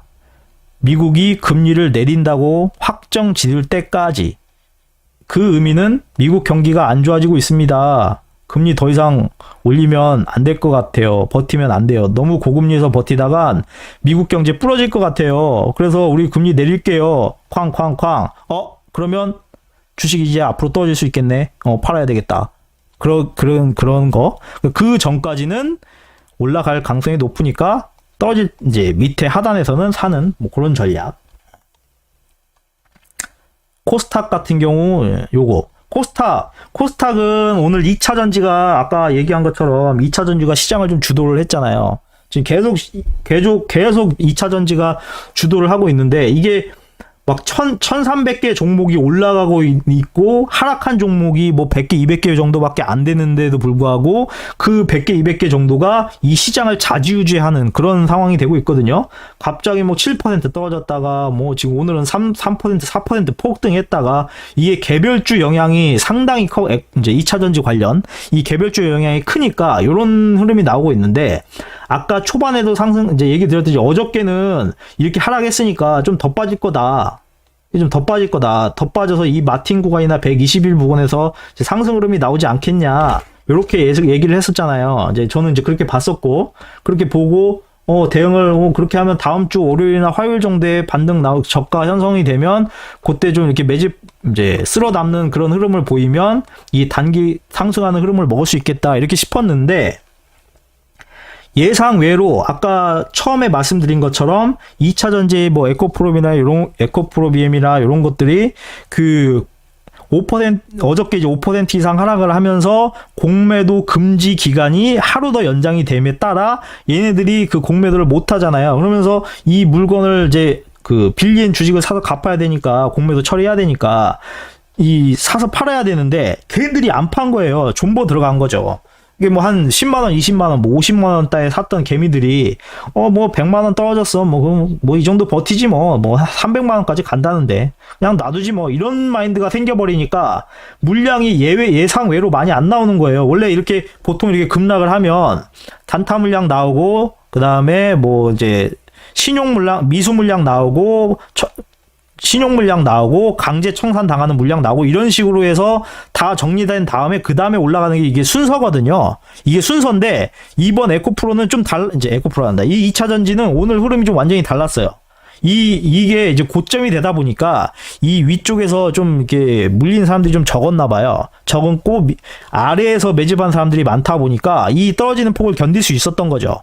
그러니까는 공매도 세력들이 던지면 물량이 나올 줄 알았는데 이게 예상외로 안 나오고 개인들이 존버를 해버리니까 이거 우리는 공매도 처리해야 되는데 이거 어떡하지? 똥줄 타기 시작한 거죠. 전략상 탈출 전략이 실패를 한 거예요. 그러니까 어떻게 해서든 사서든 갚아야 되니까 더 올라가면 손해 상황이니까 지금 울며 겨자 먹기로 사는 그런 흐름이 나오니까 이렇게 상승 흐름이 나왔다. 이렇게 해석을 할 수가 있거든요. 그래서 이렇게 나왔는데 그래도 이렇게 지금 오늘 올랐다고 해서 이게 계속 이렇게 올라갈 거라고 생각하진 않아요, 저는. 예. 한번 이렇게 흐름을 줬다는 거는 여기서 좀 이렇게 횡보를 한 다음에 좀 조정 기간을 좀 준 다음에 그 다음에 좀 가지 않을까 싶거든요. 왜냐면은 이게 얘네들이 공매도 세력들도 지금 이걸 다 처분을 해야 되는 상황이잖아요. 그럼 어떤 전략을 써서든 뭐 사서 지금 오늘 산 거를 내일 다 때려 박는 한이 있더라도 지금 있는 물량 팔아야 되니까 이게 올라가면 이렇게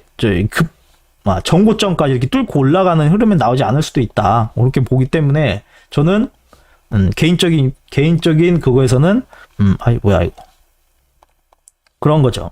어제 얘기 드린 것처럼 예를 들어서 올라갔다 내려왔다 반드시 이렇게는 절대 안 끝난다.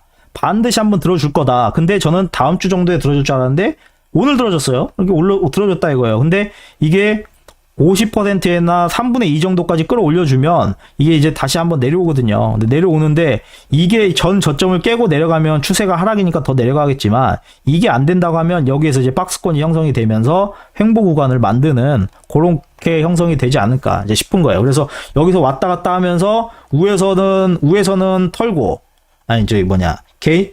밑에서 공매도 처리하고 이제 계속 사가지고 위에서 또 막 해도하고 이제 이런 작전을 많이 하겠죠. 이 횡보 구간에서. 그러니까 여기에서 털리지 않게 좀 대응을 잘 하는 게 좀 좋지 않겠나.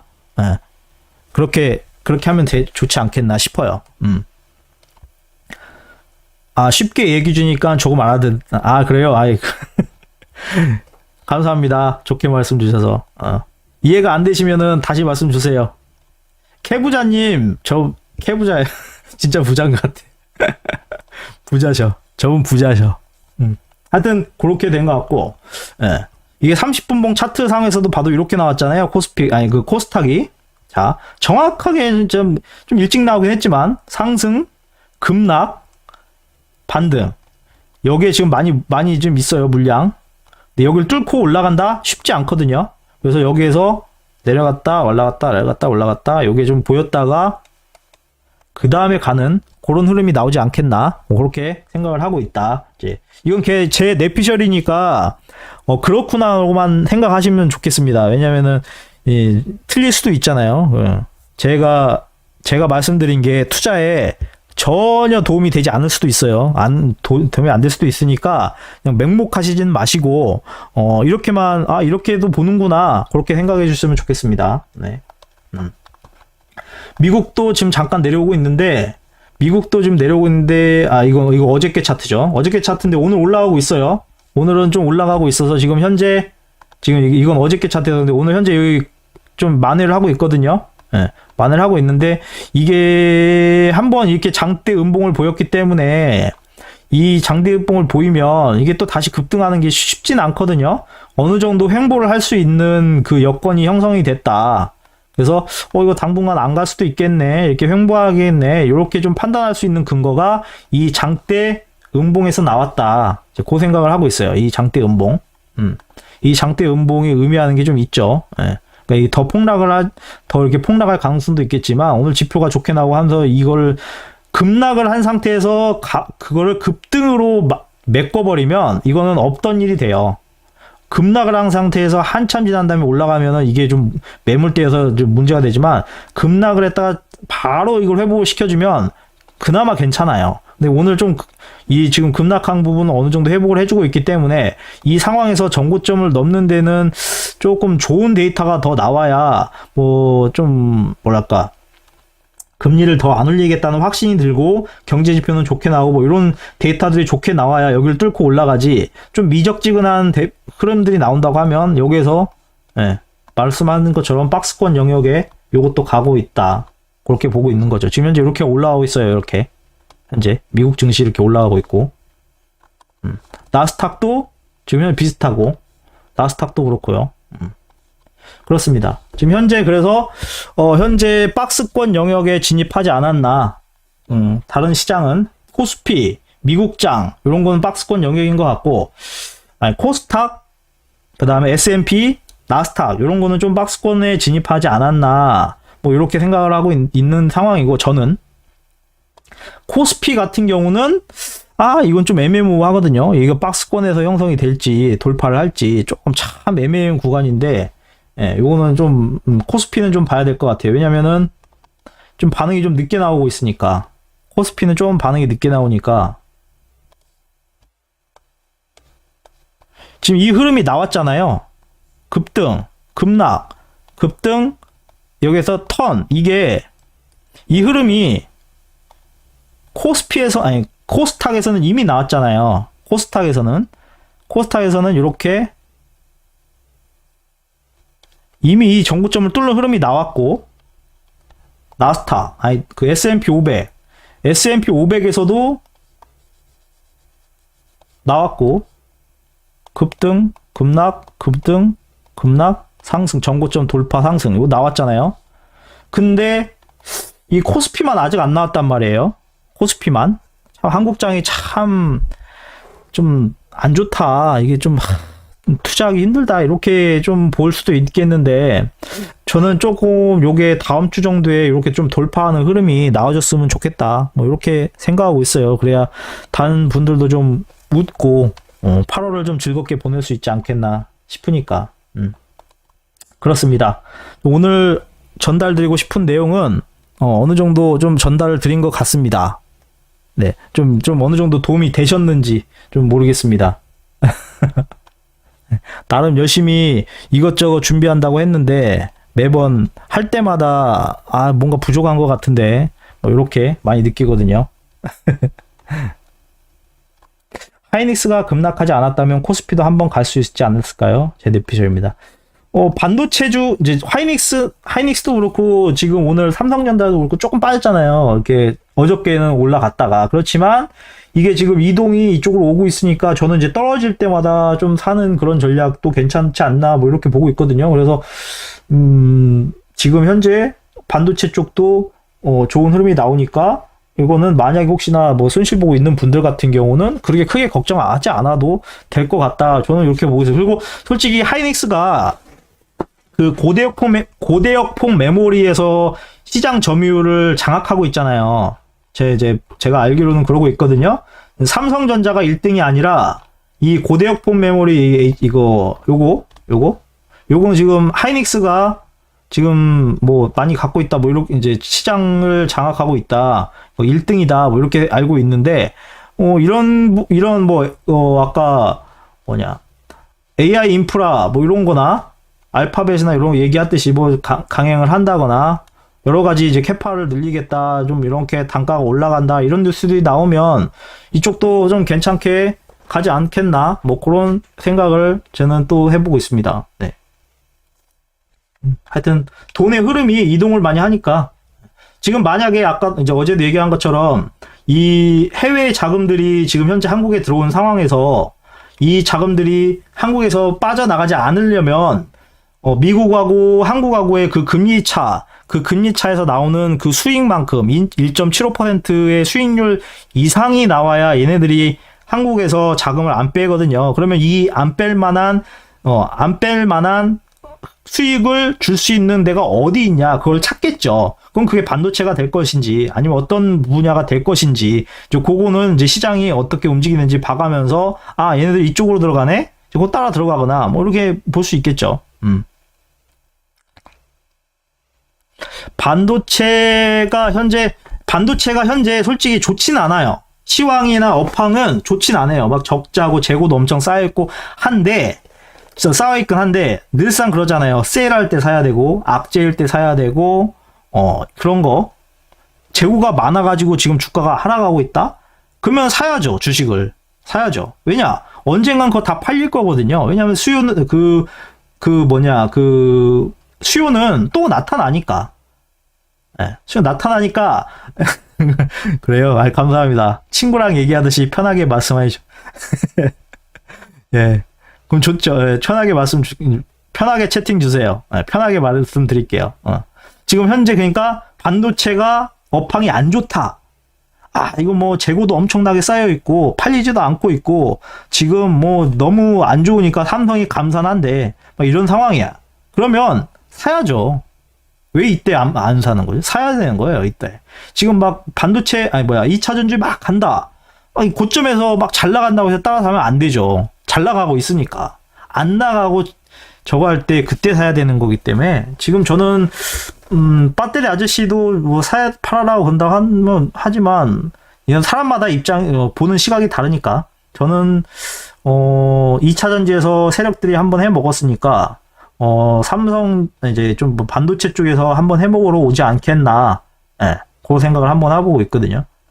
뭐 장기적으로는 경기가 좋아지면 경기가 주가 자체가 우상향 한다는 거는 반도체 쪽도 어느 정도 상승할 거라는 거기 때문에 그 필라델피아 반도체 지수에서도 보면 그 DDR 가격이나 이런 게 좀 어느 정도 올라가고 있거든요. 그래서 올라간다는 의미는 뭐 삼성이나 이런 데 좀 수익성이 좋아질 것이다. 이런 앞으로 미래에 좋아질 것이다. 이런 걸 의미하는 거기 때문에 장기적으로 보면 좀 올라가지 않겠나 싶은 거죠. 악재일 때 사라. 요건 네, 그렇죠.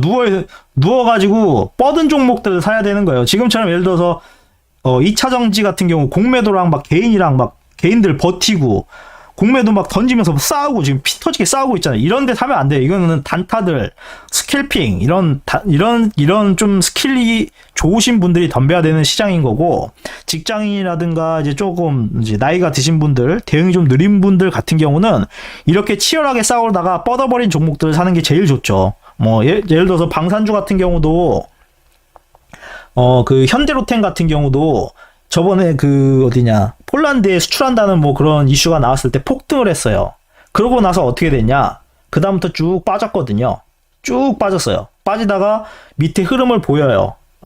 아마 종목 찾아보시면 알 거예요. 그 후에 어떻게 됐는지 보세요. 또 급등을 했거든요. 그렇듯이 2차 전지도 비슷하게 갈 가능성이 높기 때문에 지금 현재는 막 매집한다, 물타기다 이런 기보다는 조금 이제 잠잠해질 때, 이렇게 지쳐 싸우다가 지쳐 떨어질 때, 거래량이 점점 줄어들 때, 잠잠해서 뭐 예를 들어서 다른 이슈로 막 그 시선이 끌려 있을 때 그때 사는 거죠. 지금 아까 말한 것처럼 반도체 안 좋다고 해서 뭐 이렇게 팔아라 그랬듯이 이건 이제 장기적으로 보는 그 흐름인 거고, 단기적으로 단타로 본다면 그건 좀 안 통할 수도 있겠죠. 그렇습니다.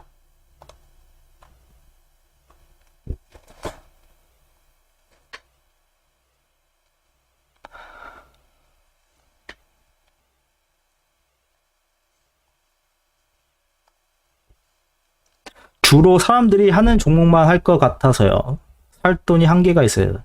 그래서 이게 있어요. 보통 일반적으로 주식 투자를 하는 대부분의 사람들은 월급쟁이잖아요. 대부분 이제 월급을 받아 하는 사람들이잖아요. 그래서 주식을 대부분 언제 사냐? 이제 월급은 거의 월 말이죠. 월 말에 이제 사는데, 사면 이제 다음 달에 이제 어떤 종목이 올라갈지 골라야 되잖아요. 그런 것들 관련해서 뭐 예를 들어서 8월 달에 어떤 종목이 주도주가 될까, 뭐 이런 거를 이제 찾아야 되잖아요. 월급을 투자해서 이제 넣어가지고 사야 되잖아요. 그러면은 어떤 주를 사야 되나 이렇게 고민을 많이 해요. 그러면 이 월 초 3일 정도를 한번 보는 거예요. 예를 들어서 8월 3일, 8월 1일, 2일, 3일 이렇게 한 3일 봐요. 한 목요일까지. 그럼 3일 동안 어떤 종목이 올라가는지를 한번 보는 거예요. 어떤 종목이 올라가는지. 예를 들어서 8월 기준점이 요거다. 근데 어떤 종목은 요렇게 올라가고 3일 동안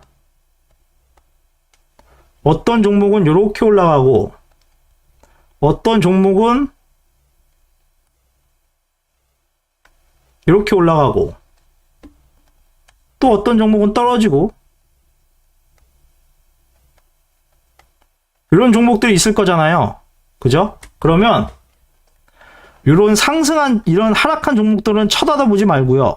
상승한 종목들 위주로 3일 정도 상승한 종목들 위주로 관심을 두는 거예요. 그러면 이게 3일 동안 올라간 걸 사느냐 이게 아니라 3일 동안 올라갔으면 이게 좀 오늘 이번 달에 주도줄 가능성이 높겠구나. 관심을 둬야겠네. 그럼 이 8월 시작점만 안 깨면 이게 더 갈 수 있는 확률이 높거든요. 예? 그러니까 요걸 관심을 갖고 이제 들어가는 거죠. 근데 왜 이 얘기를 하냐? 보통 그 펀드나 기관 이런 데 같은 경우 수익률을 물어볼 때 이제 회사에서 물어볼 때 야, 너 어저께 수익률 어때? 어저께 수익률 어때? 이렇게 안 물어봐요. 절대. 너 저번 달 수익률 몇 %야? 이렇게 물어보네요. 너 1분기 수익률 몇 %야? 너 상반기 수익률 몇 %야? 이렇게 물어봐요. 그 의미는 무엇이냐? 월 초, 분기 초, 반기, 이게 이제 반기 초, 이럴 때 포트폴리오가 바뀐다는 소리예요. 월 말에 포트폴리오가 끝나겠죠. 그럼 예를 들어서 이번 달에 2차 전지주가 달렸다 이거예요. 그러면 2차 전지주가 이번 달에 펀드나 기관들이나 뭐 외국인 세력들의 포트폴리오였던 거죠. 네. 그래서 막 끌어올리고 했던 건데, 이제 다음 달에는 이제 현금화 시켰던 돈들을 새로운 그곳의 포트폴리오를 짜야 되잖아요. 그 포트폴리오 짜지는 그 구성 종목들이 이 3일 동안 그게 나타난다는 거죠. 그러면 이 3일 동안 올라간 종목들은 기관이나 펀드나 외국인 세력들이나 얘네들이 이제 어느 정도 초반에 매집을 하는 단계이기 때문에 그 징후가 나타난다는 의미거든요. 그 징후가 나타난다는 의미는 이번 달에 얘네들이 수익을 내기 위해서 올리겠구나, 그 의미로 해석할 수가 있어요. 그렇기 때문에 포트폴리오 얘네들 이렇게 구성했으니까 얘네들 따라가자, 이렇게 본다는 거예요. 네. 그래서 월 시작할 때마다 시작 3일이 가장 중요해요. 이 3일 동안 어떤 주식이 올라가나, 하락하는 거는 그냥 아무 볼 필요도 없고, 상승하는 종목 위주로 이게 3일 동안 봐서 이게 이번에 주도주 섹터구나, 이게 반도체가 섹터가 되려나 보구나, 뭐 이게 화장품이 섹터가 되려나 보구나, 엔터주가 섹터가 되려나 보구나, 뭐 이런 거를 어느 정도 파악을 할 수가 있겠죠. 뭐 그거 파악을 하면 그 관련 종목들을 정리를 해가지고 이제 진입을 한다거나 이렇게 하는 그런 전략을 할 수 있겠죠. 그래서 월급 받는 이제 투자자분들 같은 경우는 월 초에 그 어느 정도 어떤 게 방향성을 갖는지 그걸 하면 좋고, 예를 들어서 내가 지금까지 봐왔던 종목인데, 예를 들어서 봐왔던 종목이고 내가 어떤 종목을 샀다. 근데 이게 정말 좋은 종목인데 계속 떨어진다. 예를 들어서 2차 전지를 샀다 이거예요. 2차 전지를 샀는데 7월 한 달 동안 계속 떨어졌어요. 이게 지금 예를 드는 거예요. 한 달 동안 계속 떨어졌어. 그러면 지금 이게 7월 동안 떨어졌다고 하는 의미는 지금 이거는 펀드나 기관이나 세력들이 이거를 포트폴리오에 넣지 않고 주도적으로 올리려 했던 종목이 아니라는 뜻이잖아요. 그러면 급등했던 종목이 이렇게 횡보를 하면 이게 다시 급등할 확률이 높다는 게 낼 수 있잖아요. 근데 이게 언제 오를까, 이걸 확인하는 방법인 거예요. 이렇게 내려왔어요. 근데 이게 8월달 초가 됐다. 8월달 초가 됐는데 3일 동안 2차 전지 섹터가 올라갔어요. 그러면 펀드나 기관 세력들이 이걸 다시 포트폴리오에 집어넣구나. 얘네들 다시 이제 이번 달에 8월 달에 올리려고 하네. 이렇게 생각할 수가 있는 거고, 만약에 안 올리고 간다. 그러면 얘네들 이번 달에도 포트폴리오 안 해놨네. 그럼 이거 횡보나 하락이네. 그러면 요게 더 하락할 수도 있으니까 월급 받으면 한 20일부터 요때 30일까지 요 구간 동안 물타기 해갖고 더 사놔야겠구나, 이렇게 하는 거예요. 더 사놔. 그러면 이제 9월달이 됐어. 9월달이 된 상황에서 기관, 세력, 펀드들이 이제 좀 조정 기간을 거친 것 같아. 그럼 요거 이제 포트폴리오 구성해서 이제 올려보자, 요런 낌새가 나오면 한 월초 3일 동안 어느 정도 이렇게 상승 흐름이 나오는 거죠. 그러면 이거 들어오기 시작하네. 그러면 이제 3일달 보고 이제 이후부터 돈을 투입을 시작하는 거예요.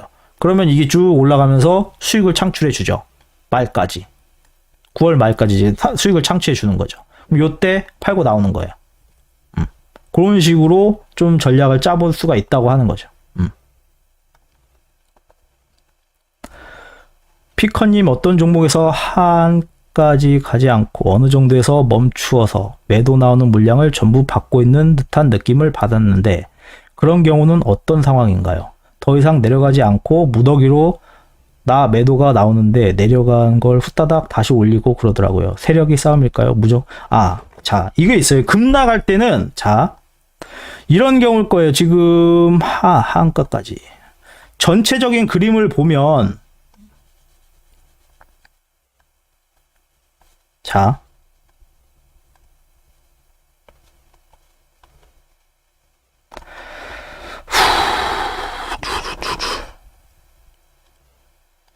지금 한번 얘기해 볼게요. 어떤 종목이 이렇게 올라갔어요. 올라갔어요. 근데 내려가요. 근데 내려가는 상황에서 지금 그 2차 전지 지금 이번에 나온 것처럼 바로 올라가가지고 급등해서 바로 올라가가지고 이렇게 횡보를 해주면 이게 급락한 거는 아무 일이 없던 거가 돼요. 그래서 급락을 했지만 다시 올려줘서 횡보를 했기 때문에 어느 정도 매도 세력이 좀 잡히고 상승 세력이 이걸 유지하려는 힘이 있구나 판단할 수가 있어요. 근데 올라갔다가 하락을 했어요. 예를 들어서 하한까지 밀었다 이거예요. 근데 다시 올리는 것 같다가 했는데 다시 좀 내려오면서 이렇게 주춤하면서 횡보를 해요. 횡보를 할 때가 있어요. 하락을 했는데 반등이 잠깐 나오다가 다시 내려가서 이렇게 횡보를 할 때가 있어요. 그럼 이때 매집 들어간다? 노. 요거는 더 폭락해요. 더 폭락. 그리고 여기서 또 횡보를 해요. 요때 그럼 반등이 한다? 물타기 한다? 또 폭락해요. 이렇게. 그리고 상승을 하려면 여기에서 W 파동이나 그리고 그 다음에 이렇게 올라가는 흐름을 보이거든요. 이게 왜 그러냐면 상승과 하락은 보통 5파동을 거쳐요. 많이 들어보셨잖아요. 엘리엇 파동. 엘리엇 파동을 많이 보셨잖아요. 그렇죠? 이거는 정확히 나와요. 어디냐? 자, 이게 뭐냐? 보이죠? 이게 한국 종합주가지수예요. 종합주가지수고 2021년부터 주봉 차트예요. 자, 어떤 주식이 급등을 했어요. 이렇게 빠지죠. 빠지고 이게 여기 이전에 지금 제가 그림을 그리면 더 이제 여기 상승 5파동이 나와가지고 지금 마지막 파동까지 와가지고 이제 하락이 이제 상승이 거의 끝나는 흐름이 나왔어요. 나온 상황에서 하락 신호가 나온 거고 그 다음에 이렇게 횡보를 하잖아요. 그러면 100방 더 빠져요. 이게 항상 그래요. 항상 이게 5파동까지 가요. 이렇게 1파, 2파, 3파, 4파, 5파 그리고 밑에서 헤드앤숄더 파동이 나오고 그 다음에 M파동이 나오고 상승 이렇게 하거든요. 그러니까 5파동, 헤드앤숄더 파동, 그 다음에 W파동, M파동 이렇게 그 다음에 이렇게 상승하는 흐름이 나오는 거거든요. 이제 여기서는 이제 M파동 실패형, L파동 뭐 이런 식으로 해서 나오는 그 흐름인데 말한 것처럼 아까 얘기 드린 것처럼 어떤 종목을 가지고 있는데 물량을 잠깐 다시 한번 읽어볼게요. 어떻게 했지? 물량을 막 받고 있는 느낌이 아니에요. 이게 뭐라고 해야 되나? 올렸다가 내려서 막 이렇게 하면 여기에서 막 오는데 막 물량이 막 그 호가창을 보면 밑으로 파는 물량은 호가창 예를 들어서 주식창에서 볼게요. 호가창에서 보면 여기는 매집 주문이 많아요. 예를 들어서 지금 이 상태예요. 이 상태. 근데 여기는 매집 부분이 조금이에요. 이렇게 여기는 예를 들어서 한 1000주 여기는 한 10만 주 쌓여 있다 이거예요. 매수는 10만 주 쌓여 있고 여기는 1000주 쌓여 있어요. 근데 막 여기서 갑자기 막 사는 거래량이 매수 거래량이 한 3000, 막 4000주, 만주 막 이렇게 사져요. 근데 주가가 안 올라가. 근데 막 매수는 세력이 있어. 혹시 뭐지? 이거 막 사긴 사는데 몇천 주씩 사는데 몇만 주씩 사는데 왜 주가가 안 올라가지? 이렇게 생각할 수 있거든요. 이거는 얘네들이 자전 돌리는 거예요. 그 의미는 개인들이 이거 올라갈 수 있겠는데 반등 나오겠는데 이런 꼬시기 위한 그런 좀 작업이라고 보면 되거든요. 이렇게 매집을 많이 쌓아 놓으면 이게 개인들이 던진 물량을 받겠다는 의미예요. 받겠다는 의미고 이렇게 쌓이면 거의 100방 빠져요. 거의 100개 종목 중에 99개가 빠지거든요. 그래서 여기 물량 많이 쌓이기 시작하네. 위험한데 이렇게 보시면 돼요. 특히나 급등하고 하락한 상태에서 횡보를 하는 국면에서 요런 호가창이 나온다? 피해야죠. 손실을 감수하고 여기서 손절을 해야 돼요. 안 그러면 더 빠져요. 이렇게. 제가 봤던 거는 항상 그랬어요. 그래서 급락했는데 횡보를 한다? 이거 위험하다. 나가요. 이거 손실 봤는데 나가야 돼. 나오죠. 저도 이 구간에서 처음에 많이 뛰었어요. 많이 뛰어가지고 절대 이때 안 나오면 안 돼요. 이때 나와야지. 안 나오면 더 털려요. 이해 가셨어요? 뭐 우선 제 뇌피셜이니까 투자에 아무런 도움이 안 될 수도 있어요. 아무런 도움이 안 될 수 있기 때문에 그냥 그렇구나 이렇게만 생각해 주세요. 근데 제 경험상에는 그랬다. 경험상에는 그랬다.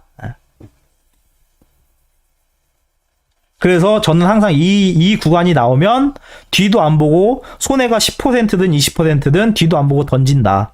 저는 그래요.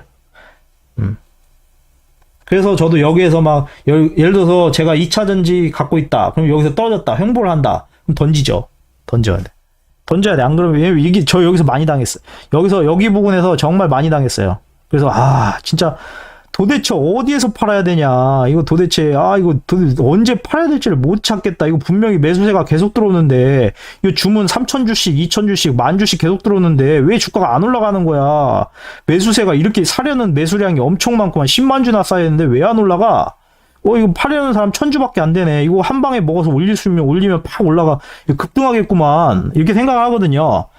절대 안 올라가요. 절대 안 올려요. 개인들이 사서 올린다? 그러면은 세력들이 여기서 물량 다 먹고 내려 꽂아버리거든요.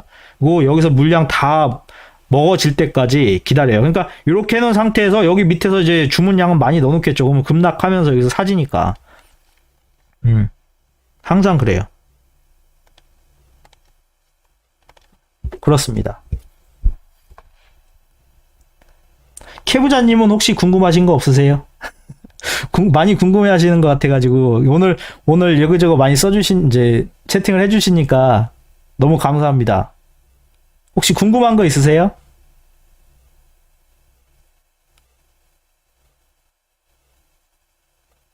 거의 12시가 다 돼가네.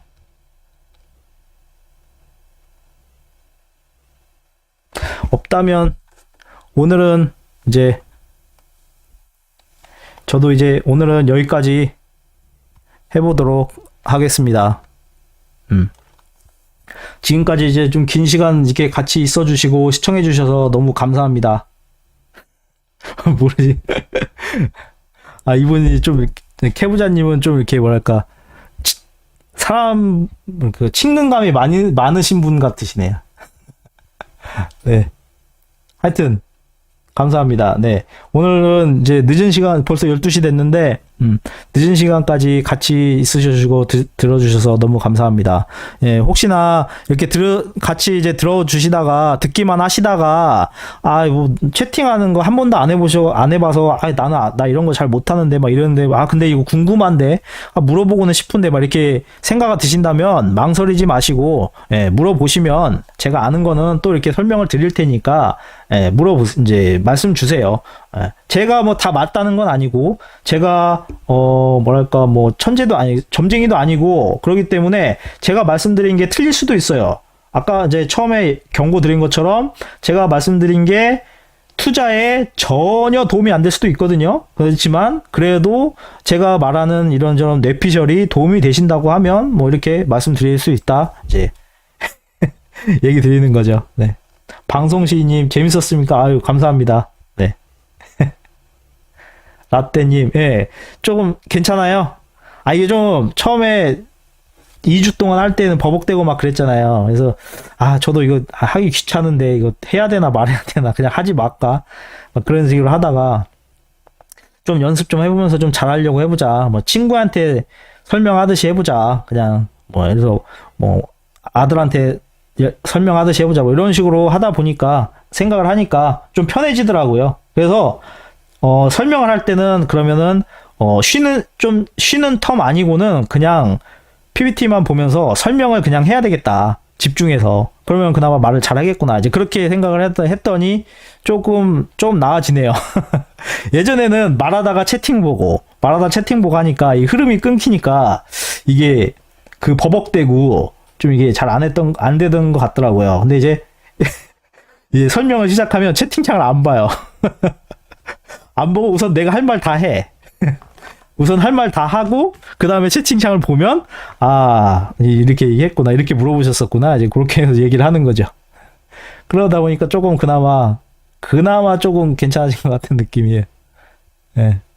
그렇습니다. 하여튼 제가 또 말이 많아졌는데 늦은 시간까지 같이 해주셔서 너무 감사드리고요.